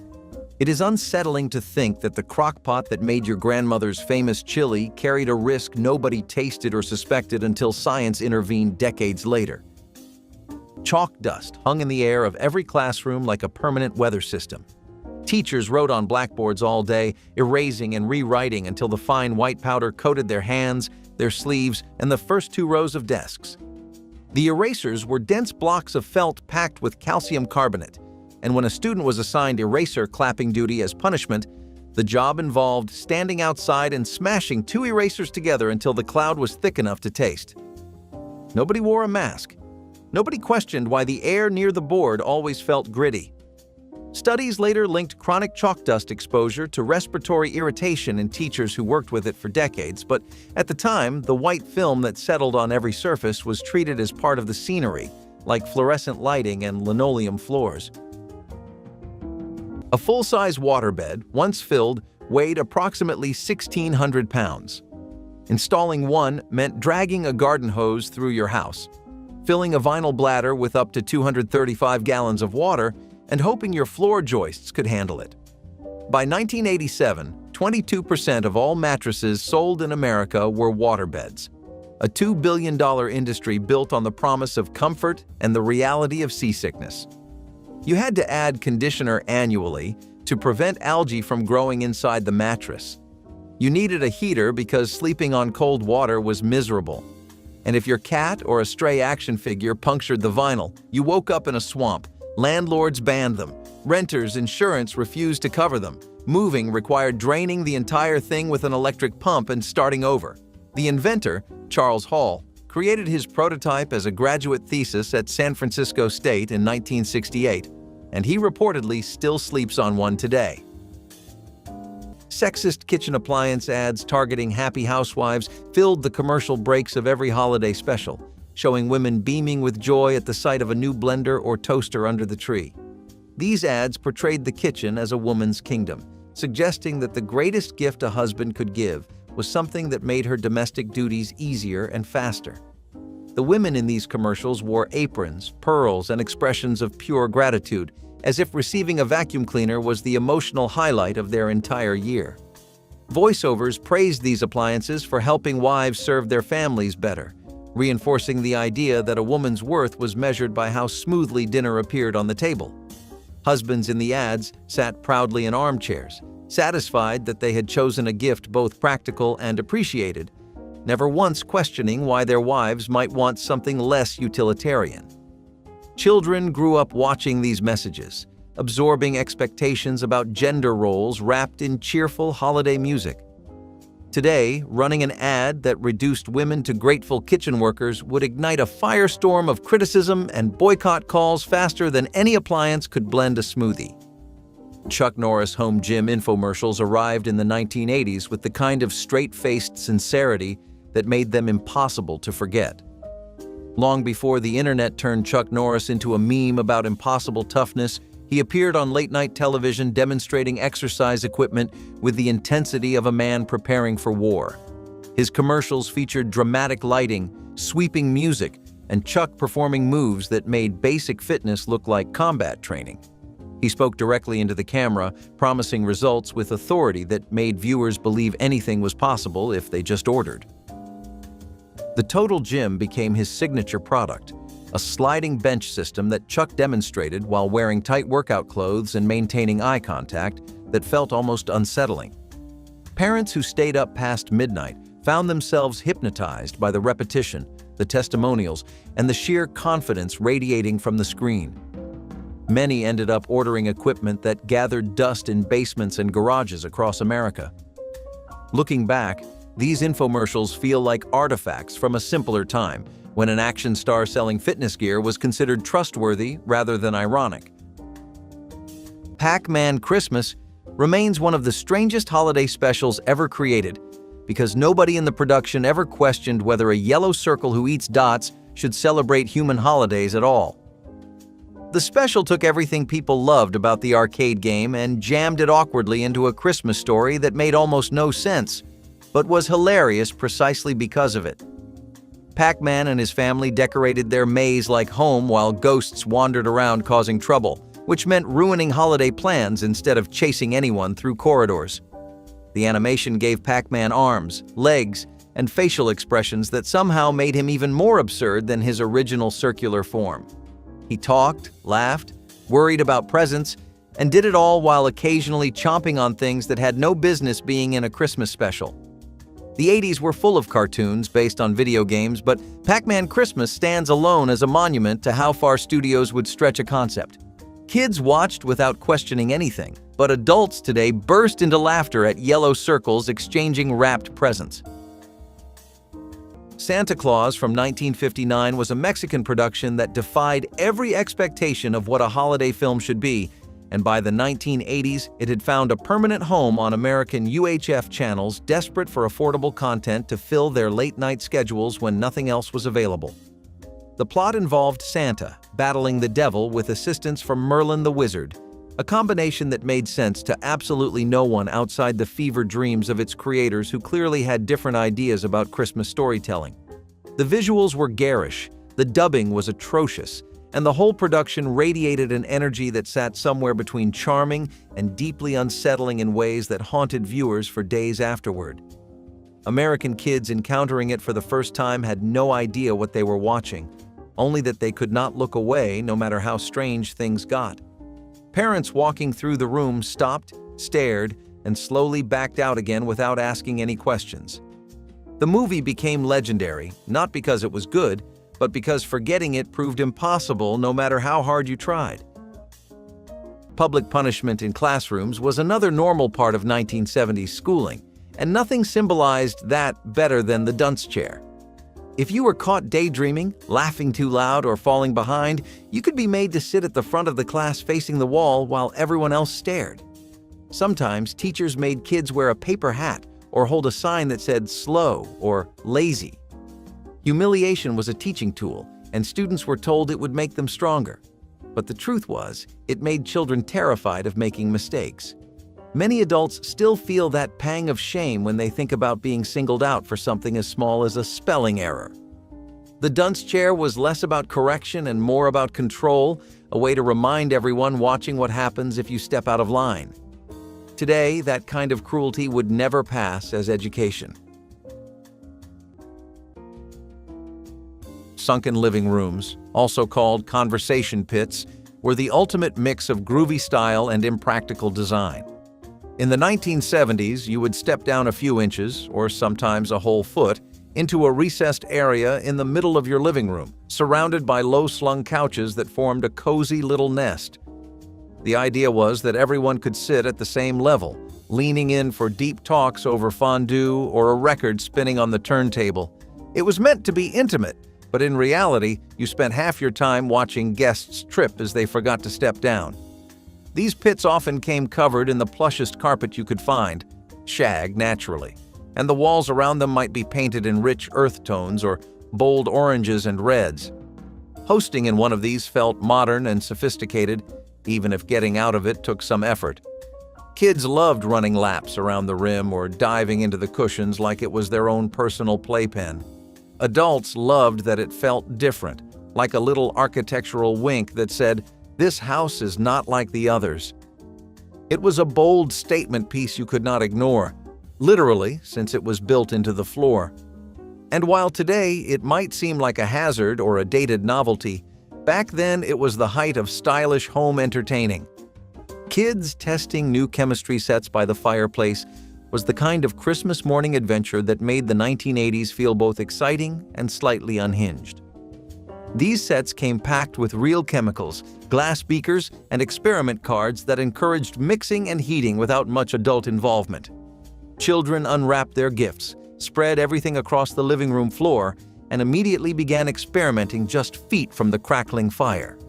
The warmth felt cozy, the flames provided light, and nobody considered that open fire plus unknown chemical reactions might create problems. Some experiments produced smoke, others fizzed dramatically, and a few released smells that cleared the room faster than any cooking disaster. Parents glanced over occasionally, but mostly trusted the booklets to keep things safe. What nobody realized was that certain chemicals were flammable or capable of producing toxic fumes when warmed. Modern chemistry sets have been stripped down to nearly harmless components, with strict warnings about adult supervision and ventilation. But for 80s kids, mixing mysterious powders by firelight was simply how science happened on Christmas Day. Trapper keepers were not just school supplies. They were personality statements wrapped in loud Velcro and wild colors. You picked your design carefully: neon shapes, galloping horses, lightning bolts, or abstract geometry that looked like a Miami Vice fever dream. These were not regular binders. They had flaps, pockets, built-in folders with tabs that snapped shut in a way that made you feel in control of something, anything. And that Velcro? Loudest thing in the classroom. RIIIP. You could hear it across the room. Every student had that moment where they opened it slowly, trying not to draw attention. It never worked. The sound was basically a fire alarm, but Trapper Keepers made you feel organized, even when you were not. Loose leaf paper finally had a home. Your homework lived somewhere besides the bottom of your backpack. And best of all, you could decorate them with stickers, doodles, or secret notes to yourself. Trapper keepers were peak 1980s academic swagger, just enough function to keep you passing, but flashy enough to make you feel like a star. Mr. T's Be Somebody or Be Somebody's Fool delivered holiday segments that mixed motivational speeches with unintentional comedy in ways only the 1980s could produce with complete sincerity. The Mohawked icon, fresh from the A-Team and Rocky III, created an educational special designed to teach kids about self-respect and believing in themselves. Holiday portions involved Mr. T wearing festive attire while delivering messages about treating others well during the season of giving. The production values screamed budget constraints, but Mr. T's intensity sold every moment with conviction that transcended cheap sets. Kids watched transfixed by the same presence that made him a television icon. Adults found themselves laughing not at Mr. T, but at the sheer earnestness of a project that refused to acknowledge its own absurdity. The holiday segments emphasized family, gratitude, and helping those less fortunate. Rewatching today reveals comedy gold hiding inside genuine attempts at inspiration. Mr. T believed every word he said, and that sincerity transformed what could have been forgettable into something genuinely special. Winston Cigarettes sponsoring the Flintstones seems like a fever dream now, but in the early days those animated commercials were as real as bedrock itself. Fred and Barney would take breaks from their prehistoric antics to light up Winston's, puffing contentedly while praising the smooth taste. The scenes showed cartoon characters sneaking away from chores, hiding from their wives, and sharing cigarettes like passing around a secret that made adulthood bearable. Kids at home saw their favorite animated heroes treating smoking as perfectly normal, even desirable. Parents laughed at the situations because they recognized themselves in Fred and Barney dodging responsibilities. The humor was situational, relying on classic domestic comedy tropes that happened to feature cigarettes as casual props. Nobody imagined these ads would become infamous examples of targeting children through trusted characters. When cigarette advertising on television was banned, these Flintstones commercials became shocking artifacts of an era that mixed cartoons and tobacco without hesitation. They remain banned and rarely shown except as cautionary examples of how advertising operated without ethical boundaries. Teflon-coated cookware with unregulated PFOA chemicals was the pride of every 1970s kitchen, a miracle surface that promised eggs would slide off and cleanup would take seconds. Families cooked on these non-stick surfaces daily, marveling at how nothing stuck and everything looked effortless. Parents stacked these pans beside the stove without concern about what made the coating possible. What nobody understood was that when these pans overheated, the coating broke down and released toxic fumes into the kitchen air. Families inhaled those vapors while standing over sizzling skillets, never connecting headaches or nausea to the pan beneath their eggs. Pet birds in nearby rooms sometimes collapsed from the fumes, a grim clue that went unnoticed for years. Once researchers identified PFOA as a persistent chemical linked to serious health concerns, regulators moved to ban the compound from cookware. Manufacturers scrambled to reformulate, and families tossed out pans they had relied on for years. It is unsettling to realize that the most convenient tool in the kitchen was quietly filling the air with something nobody should have been breathing. The greatest moment in any 1980s classroom was the instant the lights went off and the teacher wheeled in the AV cart. A 16mm film projector sat on top, heavy as a cinder block, trailing a power cord that stretched across the floor like a tripwire. The projector ran hot. The bulb inside operated at temperatures high enough to melt the film if it jammed, and students trusted to thread the reel often had their fingers inches from exposed mechanical parts spinning at speed. Below the projector sat the overhead unit, built by 3M starting in the early 1960s and used by the military before it ever reached a school. Its glass surface could burn a hand flat. The fan motor hummed loud enough to drown out the teacher, and the entire setup plugged into a wall outlet that in most older buildings had not been rewired since the school was built. Ron Popeil had a lifelong hatred of incompletely blended scrambled eggs, and instead of using a fork like everyone else, he invented a machine to fix it from inside the shell. The Ronco inside the shell egg scrambler worked by piercing one end of a raw egg with a thin motorized needle that spun at high speed, blending the yolk and white before the shell was cracked. The result was a uniformly yellow hard-boiled egg. No streaks, no yolk pockets, just solid golden protein. Mobile Magazine ranked it 84th on its list of the top 100 gadgets of all time, a ranking that says more about the list than the gadget. The device required batteries, a steady hand, and the kind of patience that most breakfast routines did not accommodate. A fork and a bowl accomplished the same thing in 4 seconds. Popeil did not care. He had identified a problem that existed only in his own kitchen and sold the solution to millions of people who had never once looked at their eggs and complained. Whiskey Gift set ads for the man who has everything positioned hard liquor as the ultimate expression of holiday generosity between men. These commercials showed elegant decanters, crystal glasses, and richly packaged bottles, presented as prestigious tokens of respect. The messaging implied that real men appreciated fine whiskey, and gifting it demonstrated sophistication and taste. Holiday versions leaned heavily into imagery of crackling fires, leather armchairs, and cigars, painting a picture of refined celebration reserved for men of distinction. Nobody questioned whether normalizing alcohol as a default gift might encourage overconsumption. Voiceovers described flavor profiles with reverence, treating each sip as an experience worth savoring. Women appeared only as servers or admirers, reinforcing the idea that whiskey culture belonged entirely to men. Today, running ads that glorify hard liquor gifting while excluding women and ignoring alcohol-related health concerns would draw criticism from regulators, health advocates, and audiences increasingly aware of how such messaging shapes behavior and reinforces troubling assumptions about masculinity and indulgence. Crazy Eddie electronics ads blasted onto television screens with an intensity that made other commercials seem like whispered suggestions. The pitchman, played by a radio disc jockey named Jerry Carroll, screamed about prices being insane while spinning, pointing, and generally behaving as though he had consumed far too much caffeine before every taping. His eyes bulged, his voice cracked, and his energy never dropped below maximum, even when describing mundane products like stereo systems. Viewers either loved the chaos or muted their sets the moment his face appeared, but nobody could ignore him. The ads became legendary in the New York area, where Crazy Eddie stores dominated the electronics market throughout the 1980s. What audiences did not know was that the real Eddie Antar, whose name and persona inspired the campaign, was running one of the largest corporate fraud schemes in American history. He skimmed money, inflated inventory records, and eventually fled the country before being captured and imprisoned.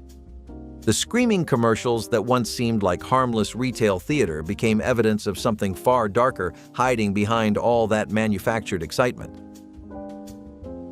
The Berenstain Bears Christmas tree turned a simple family errand into an elaborate lesson about patience, humility, and the dangers of overthinking every single decision in life. Papa Bear, in his infinite confidence, led the family on a quest for the perfect Christmas tree that went predictably sideways from the very first scene. The animation had that warm, rounded quality that made Bear Country feel cozy, even when Papa was making increasingly questionable choices in the snowy forest. Mama Bear offered gentle suggestions that Papa ignored. Brother and Sister Bear exchanged knowing glances, and the whole family dynamic played out exactly as it did in every Berenstain Bears story ever told. The humor came from watching Papa's certainty crumble piece by piece until he finally admitted that maybe, just maybe, the first tree they saw would have been fine all along. Kids absorbed the lesson about not letting perfect become the enemy of good, while adults recognized their own holiday stress reflected back in Papa Bear's increasingly frazzled expressions. The special was comfort food animation, predictable and reassuring in all the right ways. Ernest Saves Christmas from 1988 was the kind of movie that had no business being as watchable as it turned out to be. And that surprise became half the reason people kept tuning in year after year whenever it appeared on television during the holiday season. Jim Varney had already built a career on his rubbery-faced Ernest P. Worrell character, bouncing through commercials and direct-to-video adventures with an energy that exhausted everyone in the room who tried to keep up with him. But putting Ernest in charge of saving Christmas felt like a gamble nobody expected to pay off so well. The plot was simple enough. Santa needs a successor, Ernest gets involved, chaos follows like a loyal puppy chasing its owner through a snowstorm. What made it work was Varney's commitment to every pratfall, every exaggerated expression, and every moment of wide-eyed sincerity buried beneath the slapstick. Kids loved it because Ernest talked directly to them through the screen, breaking the fourth wall constantly like it owed him money. Cable networks played it endlessly, and the film never tried to be more than what it was. Candy cigarettes looked harmless, but they carried a powerful message that shaped an entire generation's habits. Kids mimicked adults, holding the chalky white sticks between their fingers, pretending to take slow drags before puffing out imaginary smoke. They were part of every corner store display, next to bubble gum and jawbreakers, colorful boxes that proudly mirrored real cigarette brands. Back then, it was just make-believe fun, a little way to act grown up. But as health awareness grew and smoking rates dropped, society realized that these candies were more than innocent play. They were marketing addiction wrapped in sugar. The government banned them for encouraging underage smoking and normalizing tobacco culture. Yet for many who grew up in the 70s or 80s, the memory lingers. You can still recall the chalky taste, the white powder coating your lips, the cool swagger of pretending to be older than you were. It was a candy that told kids to dream dangerously, and even though it is gone, its image still smolders like a cigarette that refuses to die out completely.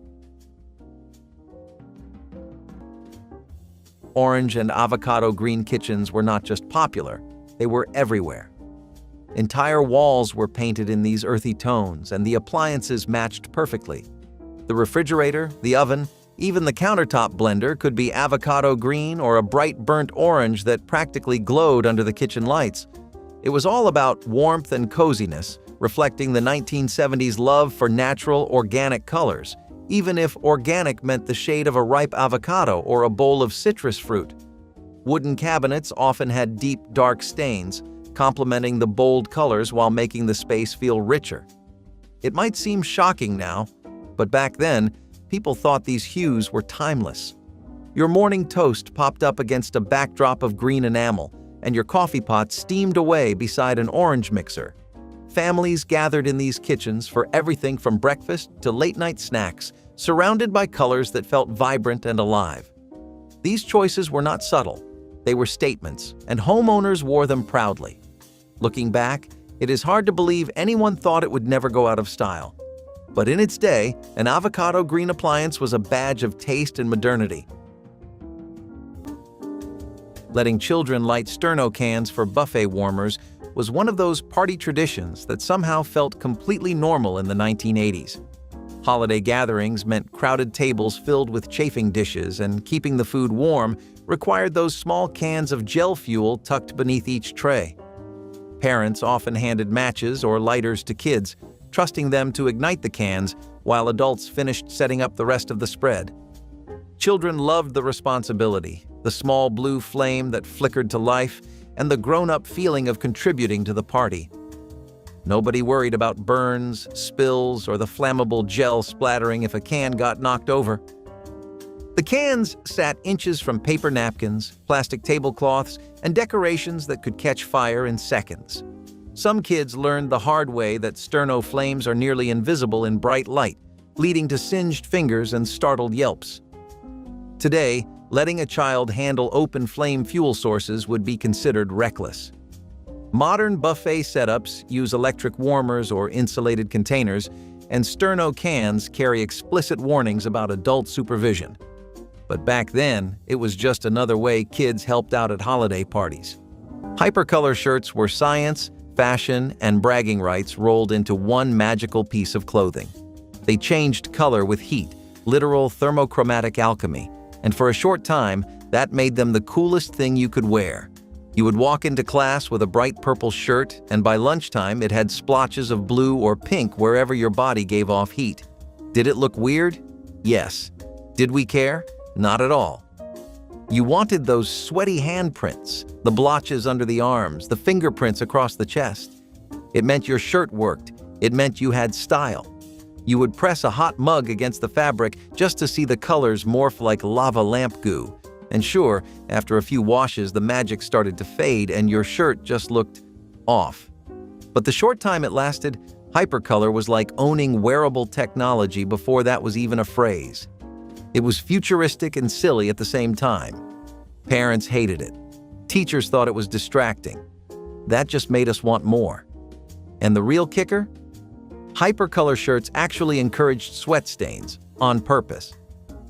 If that does not sum up the chaotic energy of the 1980s, I do not know what does. A Garfield Christmas special proved that the lasagna-loving cat could deliver genuine holiday sentiment alongside his signature sarcasm, creating one of the most beloved animated specials of the entire decade. The plot followed Garfield, Odie, and John traveling to the family farm for Christmas, where Garfield encountered John's grandmother and discovered that even cynical cats could find meaning in holiday traditions. The animation had that classic 80s style, warm colors and expressive characters that made every scene feel cozy. Garfield complained about everything naturally, but his interactions with Grandma revealed a softer side that caught viewers off guard. The special balanced humor and heart with precision, letting jokes land while building toward genuinely touching moments about family, memory, and the passage of time. Kids laughed at Garfield's antics while parents found themselves unexpectedly moved by stories about the grandmother's late husband. Garfield's journey from grumpy passenger to cat who understood Christmas spirit mirrored what the best holiday specials accomplish: transformation through connection. Clara Peller became an unlikely superstar in the 1980s when she squinted at a tiny hamburger patty and demanded to know where the beef was hiding. The Wendy's commercials featuring this elderly woman and her exasperated catchphrase became instant sensations, spawning merchandise, political references, and parodies that proved how deeply the phrase penetrated American culture. The humor came from Clara's genuine frustration, delivered with authentic annoyance that viewers could not help but laugh at. Kids repeated the line constantly, parents used it to complain about anything disappointing, and Clara herself became a celebrity interviewed on talk shows. The original commercials were harmless, but Clara's subsequent appearance in a competing pasta sauce commercial violated her Wendy's contract and sparked a legal battle that ended her advertising career. Wendy's pulled the campaign, Clara faded from public view, and the phrase lingered as a cultural artifact with a complicated legacy. Regulators also scrutinized the ads for misleading claims about competitor sizes. Today, those commercials remind us how quickly advertising gold can turn controversial. Aluminum ice trays treated with cadmium plating looked sleek and modern inside every 1970s freezer, their shiny finish reflecting the light like tiny mirrors waiting to be cracked open. People loved them because they froze water quickly, popped out cubes cleanly, and felt sturdier than the flimsy plastic trays on store shelves. The satisfying pull of the metal lever that loosened the cubes was a kitchen ritual, and kids fought over who got to do it because the cracking sound felt rewarding. What nobody knew was that the smooth coating came from cadmium, a heavy metal that slowly flaked off with each freeze and thaw cycle. Those flakes mixed into the ice, dissolved into drinks, and ended up in the glasses of everyone in the family. Children drank lemonade, adults sipped cocktails, and holiday punch bowls sparkled with cubes carrying invisible contamination. Researchers discovered that cadmium damaged kidneys, weakened bones, and accumulated in the body over time. When the bans arrived, families were stunned that their trusty trays had been quietly poisoning them with every perfectly popped cube. It feels surreal knowing that frozen water once carried a danger nobody imagined. The metal slide at your school was a sheet of polished steel bolted to a frame standing 10 or 12 feet tall, anchored directly into concrete and completely exposed to the sun. By mid-afternoon in any state south of Ohio, that surface became a griddle. Temperatures on sun-baked steel could reach over 150 degrees, hot enough to cause contact burns on the backs of bare legs in seconds. Kids invented their own workarounds. They poured water down the chute, slid on wax paper stolen from lunchboxes, or simply launched themselves off the sides when the heat became unbearable. There were no plastic alternatives, no shade structures, and no heat-reducing coatings. The Consumer Product Safety Commission pushed for design changes, but most schools did not swap steel for molded plastic until the late 1990s. Somewhere around 1984, someone decided that a strip of patterned paper running along the top of a wall would make any room feel finished. Wallpaper borders spread through American homes like a decorative virus. Kitchens got fruit motifs, bathrooms got seashells and anchors, nurseries got teddy bears, and living rooms got ivy vines that fooled no one. Applying them required a trough of water, a smoothing brush, and a tolerance for imprecision that most people lacked. The edges curled within weeks. The seams separated. The paste dried unevenly, leaving bubbles that made the wall look blistered. Removing them years later was worse. The adhesive bonded to the paint, and pulling the border off meant pulling the paint with it, leaving a ragged stripe of exposed drywall around the entire room. The borders were supposed to be a compromise, the personality of wallpaper without the commitment. They delivered the commitment without the personality. Car ads showing families driving without seatbelts captured a carefree attitude toward safety that feels almost reckless by modern standards. These commercials featured smiling parents in the front seat and children bouncing freely in the back, sometimes even standing or leaning between the seats to point at holiday decorations passing by.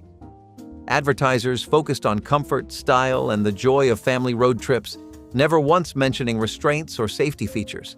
The cars themselves were marketed as spacious enough for everyone to move around, as if freedom of movement inside a moving vehicle was a selling point rather than a hazard.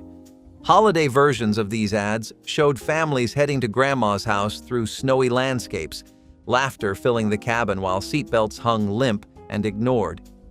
Nobody imagined that a sudden stop could turn that cheerful scene into tragedy. Regulators had not yet mandated seatbelt use, and advertisers saw no reason to complicate their messaging with caution.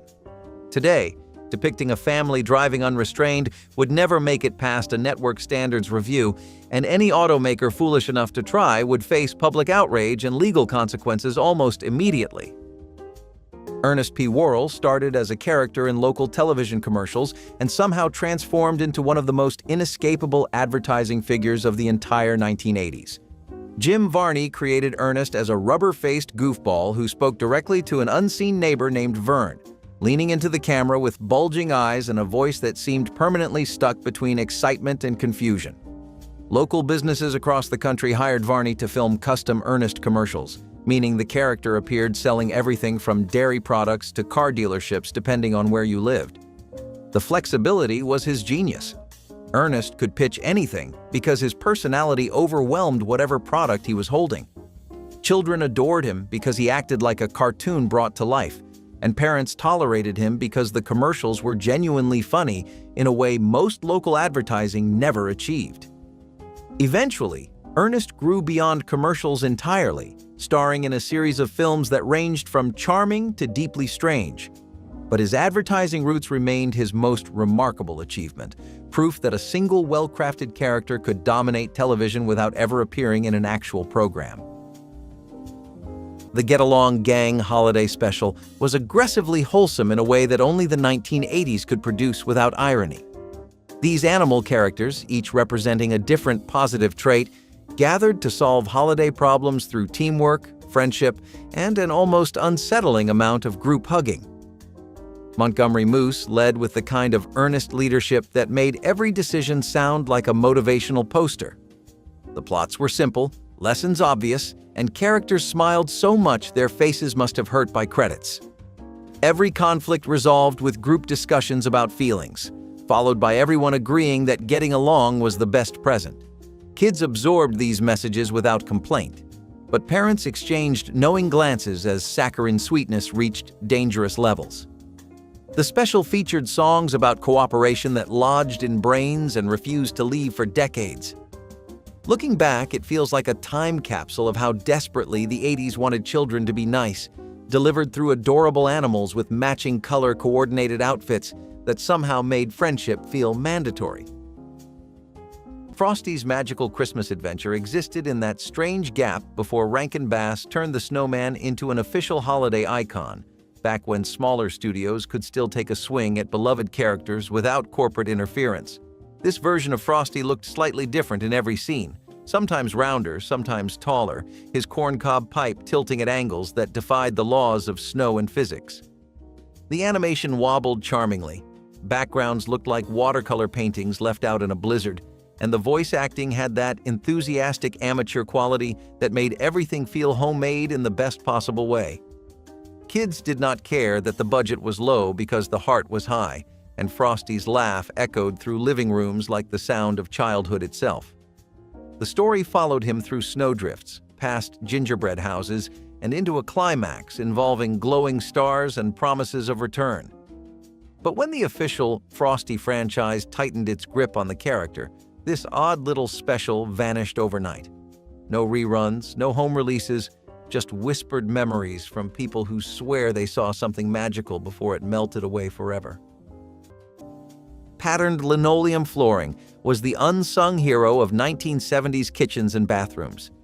It came in bold geometric prints, faux brick, floral designs, you name it.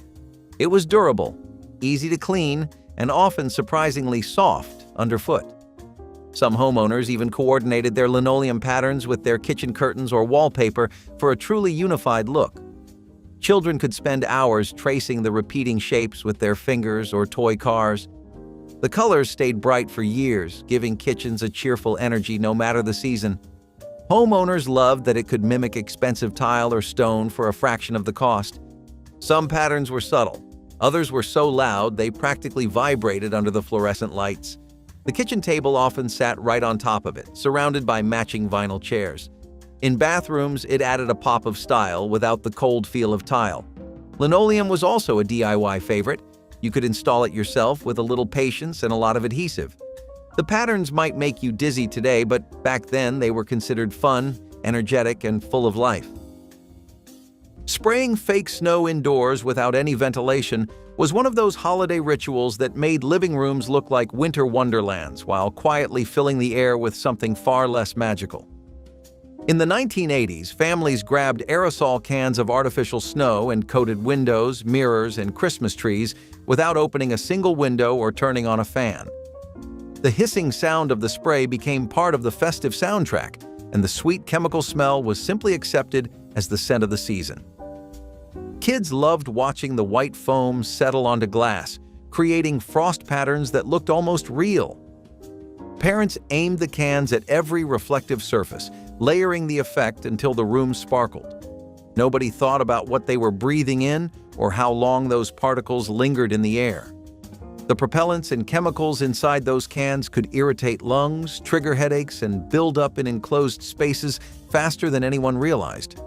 Today, safety codes require ventilation for any aerosol use indoors, and many older formulas have been banned entirely. But in the 80s, a cloudy living room just meant Christmas was finally here.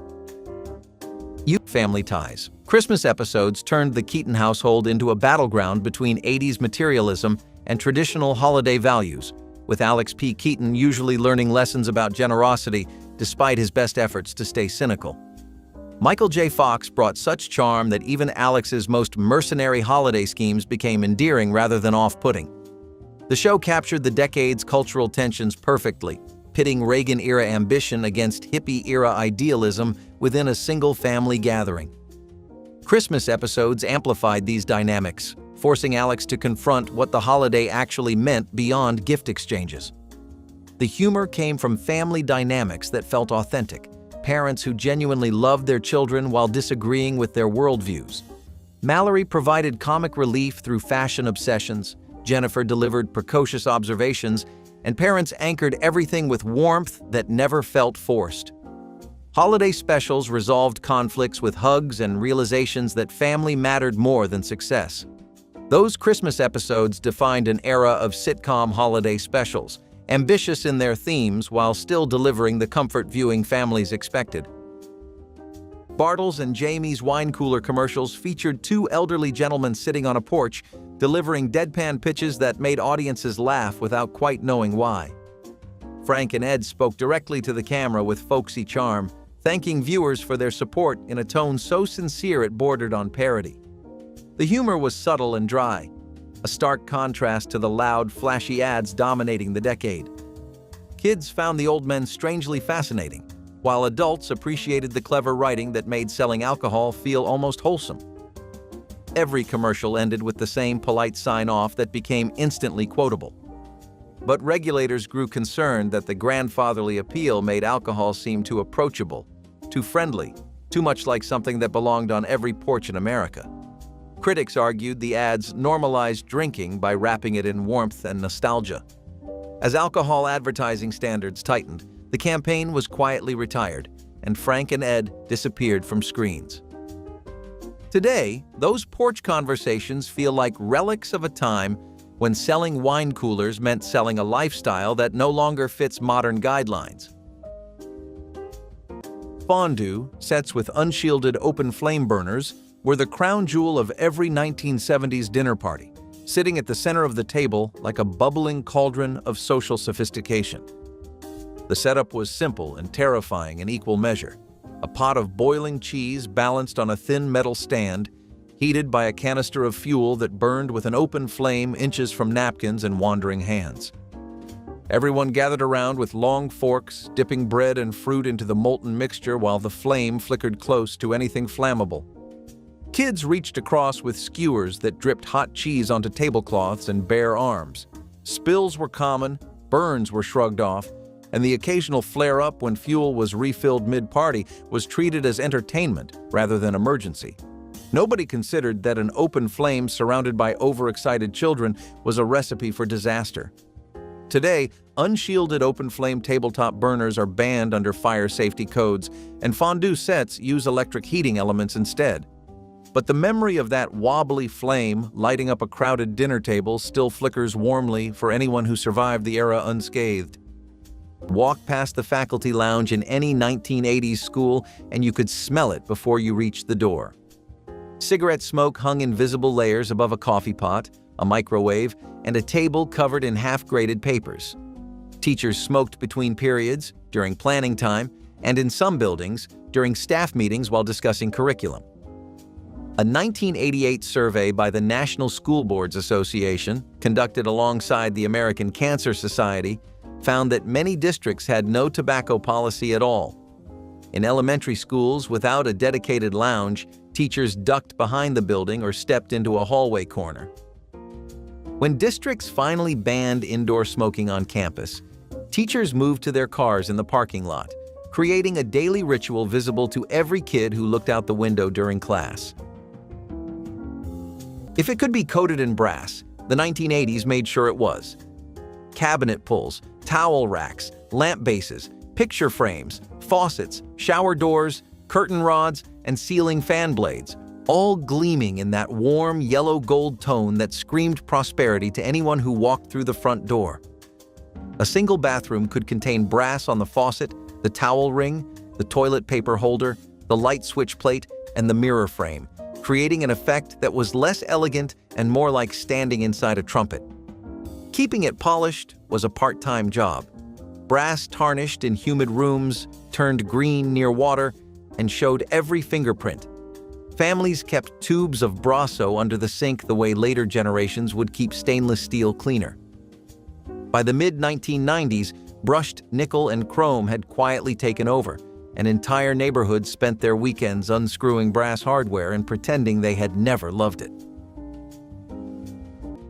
Cologne ads promising women would obey wearers leaned into a fantasy of masculine control that advertisers embraced without hesitation. These commercials showed confident men splashing on fragrance and suddenly finding themselves surrounded by adoring women who seemed powerless to resist. The messaging was direct. Wear this scent, and women will follow your lead. Hang on your every word and do whatever you desire.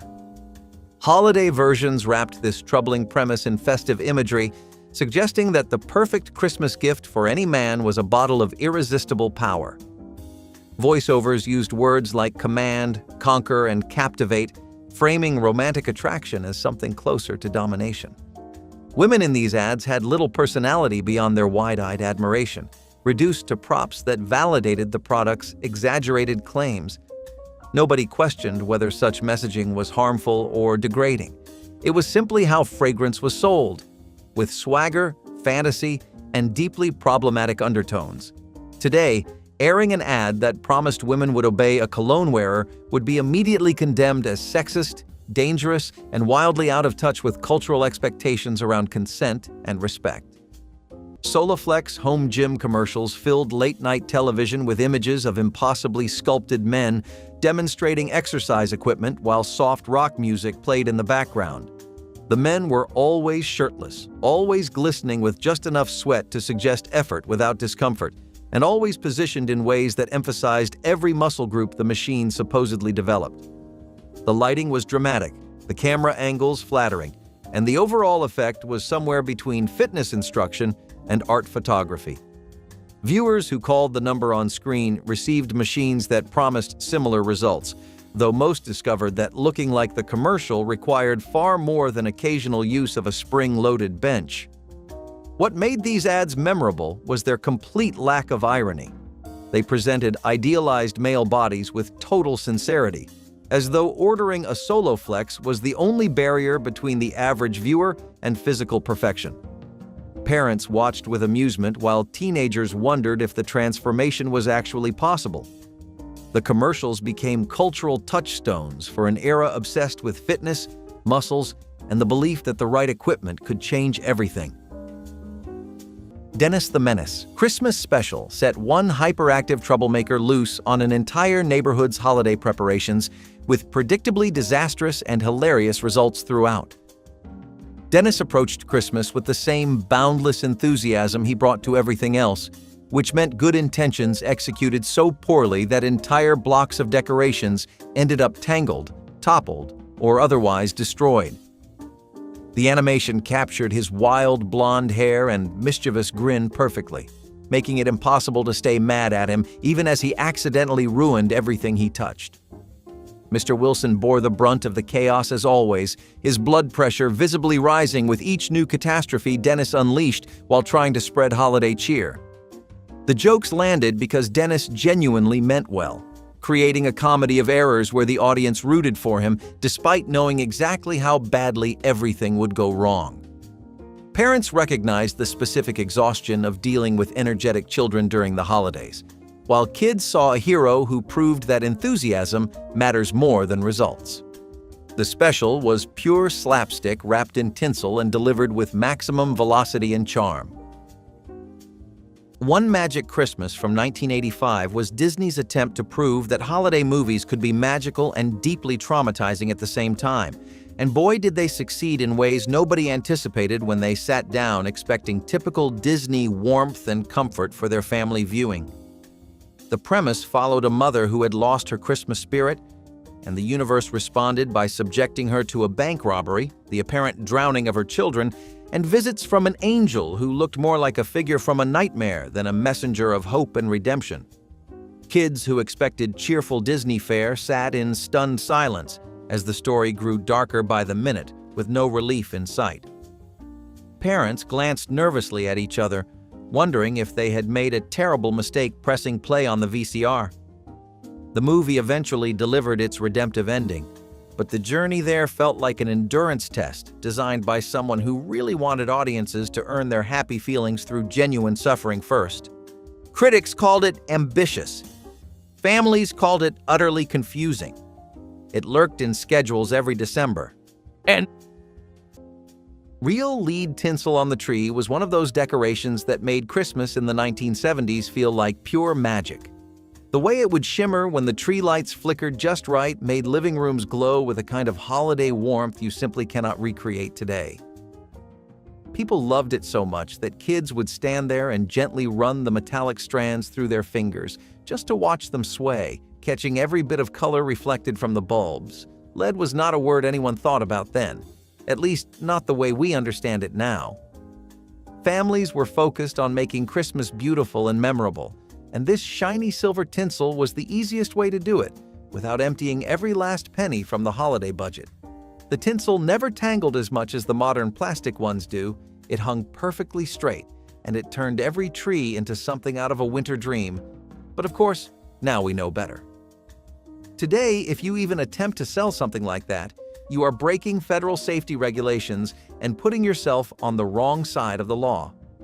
What was once harmless sparkle is now considered a toxic hazard, banned for the sake of health and safety. It is strange how something that made childhood feel so bright can end up on a list of forbidden items. But maybe that is exactly why we remember it so fondly, because it belonged to a world that did not yet fear every little thing. Wood paneling in every room was one of the most defining home trends of the 1970s. From living rooms to dens to basements, it covered walls in warm, dark tones that made spaces feel cozy, sometimes too cozy. The panels could be real wood or faux with that distinctive vertical groove pattern. Many families took pride in polishing and maintaining the panels so they would always have that rich sheen. Some even hung framed art directly onto the paneling, the warm tones acting like a built-in backdrop. The faint woody smell it gave off could make the whole room feel like a rustic cabin retreat. In the right light, it could look rich and inviting. In the wrong light, it felt like the inside of a log cabin you could not escape. People loved how easy it was to install, instantly transforming plain drywall into something finished. It also hid imperfections and gave rooms that rustic meets modern vibe so many homeowners craved. Basements in particular seemed incomplete without it, paired with low-slung sofas and a massive console television. Sure, it darkened the space a bit, but it was worth it for the look. Even today, walking into a fully paneled room instantly transports you back to a 1970s family gathering. Drinking hot cocoa from cadmium-glazed holiday mugs was one of those cozy traditions that turned out to carry a secret nobody wanted to discover. In the 1980s, cheerful ceramic mugs decorated with Santas and snowmen filled kitchen cabinets everywhere. Families poured steaming cocoa into these colorful cups without wondering what made the reds and oranges glow so vividly. Kids wrapped their hands around the warm ceramic, sipping marshmallow-topped drinks while watching holiday specials. The mugs felt festive and perfectly suited for cold December nights. What nobody knew was that cadmium, a toxic heavy metal, was often used in the glazes that created those brilliant colors. When hot liquids touched the surface, trace amounts could leach into every sip. Repeated exposure built up slowly, potentially damaging kidneys and bones without immediate symptoms. Once researchers connected the dots, regulators banned cadmium from food contact ceramics entirely. Families who cherished those vintage mugs faced the uncomfortable choice of keeping them as decorations or throwing them away.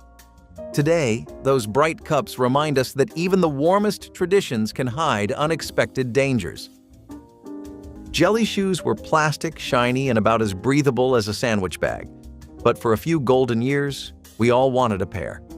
They came in bright colors, clear, glittery, neon, and turned your feet into something halfway between Barbie doll and aquarium.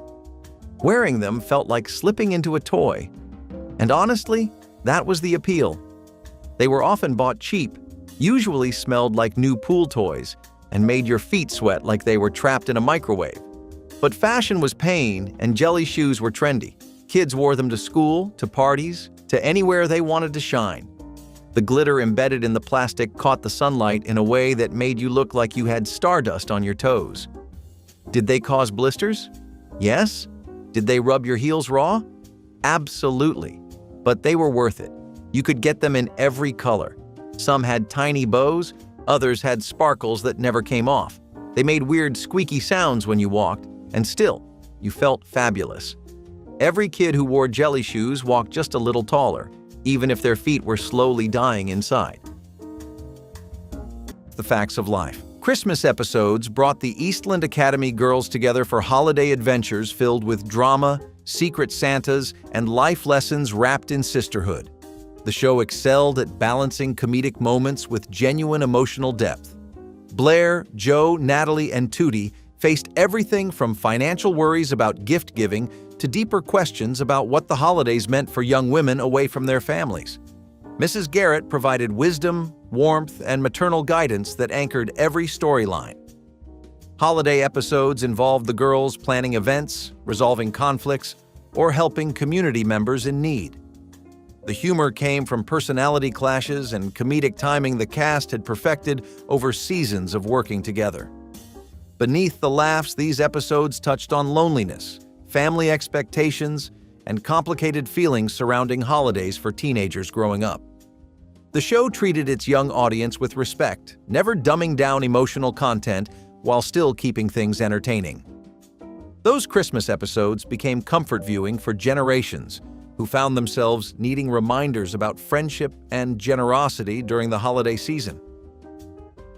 Bill Cosby selling Jell-O pudding pops in the 1980s was advertising synergy at its peak, combining America's favorite television dad with America's favorite frozen treat in commercials that felt like extensions of family warmth.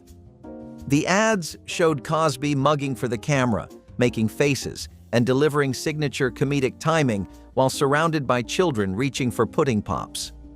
Parents trusted him implicitly, kids adored his playful energy, and the commercials sold millions of desserts by associating the product with wholesome fun. The humor came from Cosby's natural charisma, his ability to make even a simple frozen snack feel like an event worth celebrating. Every commercial reinforced the idea that pudding pops meant happiness, togetherness, and innocent joy. For decades, these ads remained beloved examples of celebrity endorsement done perfectly. But when criminal allegations against Cosby surfaced and convictions followed, every commercial featuring his face became impossible to air. Jell-O severed ties, and the ads were pulled permanently. Today, those commercials exist in a strange limbo, banned not for their content, but for the man who made them famous.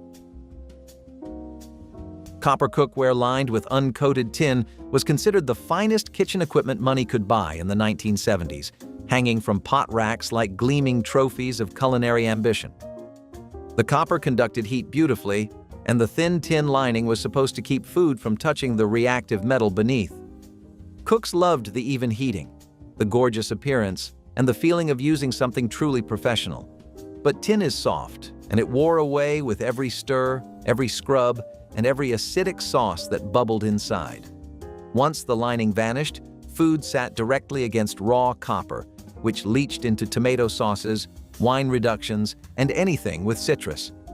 People experienced nausea, stomach cramps, and metallic tastes they blamed on seasoning rather than cookware. The problem worsened as families used the same pots for years without realizing the protective barrier had long since worn through. When researchers confirmed copper ingestion caused real harm, regulators banned cookware without proper barrier coatings. Those beautiful copper pots now hang as decoration, a reminder that elegance in the kitchen sometimes came with a hidden price. If what was inside the walls was not bad enough, what coated them made it worse. Lead-based paint was banned for residential use in 1978, but nobody came to scrape it off school walls. Buildings constructed before that year, which covered the vast majority of American public schools, kept their original coatings for years and sometimes decades. When the paint cracked and peeled, it created chips and fine dust that settled on windowsills, desks, and floors where young hands touched every surface. The danger extended past the classroom. Drinking fountains in older buildings ran through lead service lines and brass spigots that leached the metal directly into the water. The Safe Drinking Water Act was not amended to address lead in plumbing until 1986. The EPA did not mandate lead abatement regulations for school buildings until 1998, 20 years after the residential ban. The clapper was supposed to be the future of home automation.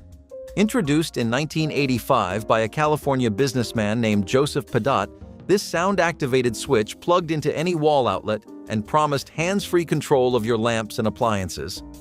2 claps turned on the first device. 3 claps activated the second. The jingle, clap on, clap off, burrowed into the national consciousness and never left. The problem was that the clapper could not tell the difference between a deliberate hand clap and a dog barking, a door slamming, or a particularly dramatic moment on the television. Lights flickered during action movies. Fans started spinning when someone laughed too hard. The technology that was supposed to eliminate the walk to the light switch created a new problem. living in fear of making any sudden noise after bedtime. But Dot sold more than 7 million units before selling the company in 2018.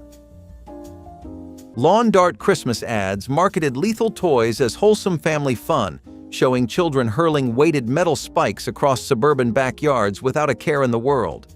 These commercials promised hours of outdoor entertainment, positioning the heavy-pointed darts as exciting alternatives to boring board games. Kids in the ads laughed and cheered as darts arced through the air and thudded into the ground, sometimes dangerously close to bare feet and curious pets. Parents watching saw nothing alarming, because outdoor play was valued above all else, and a few sharp edges seemed like a reasonable trade for fresh air. The packaging showed happy families gathered on perfectly manicured lawns, tossing darts with carefree abandon. Nobody mentioned the emergency room visits, the puncture wounds, or the tragedies that would eventually lead to a nationwide ban. Voiceovers encouraged families to pick up a set before Christmas morning, promising memories that would last forever.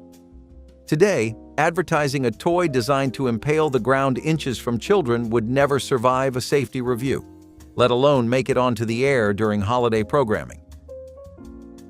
Ron Popeil and his Pocket Fisherman infomercials promised that anyone could fish anywhere with a collapsible rod small enough to fit in a glove compartment or desk drawer.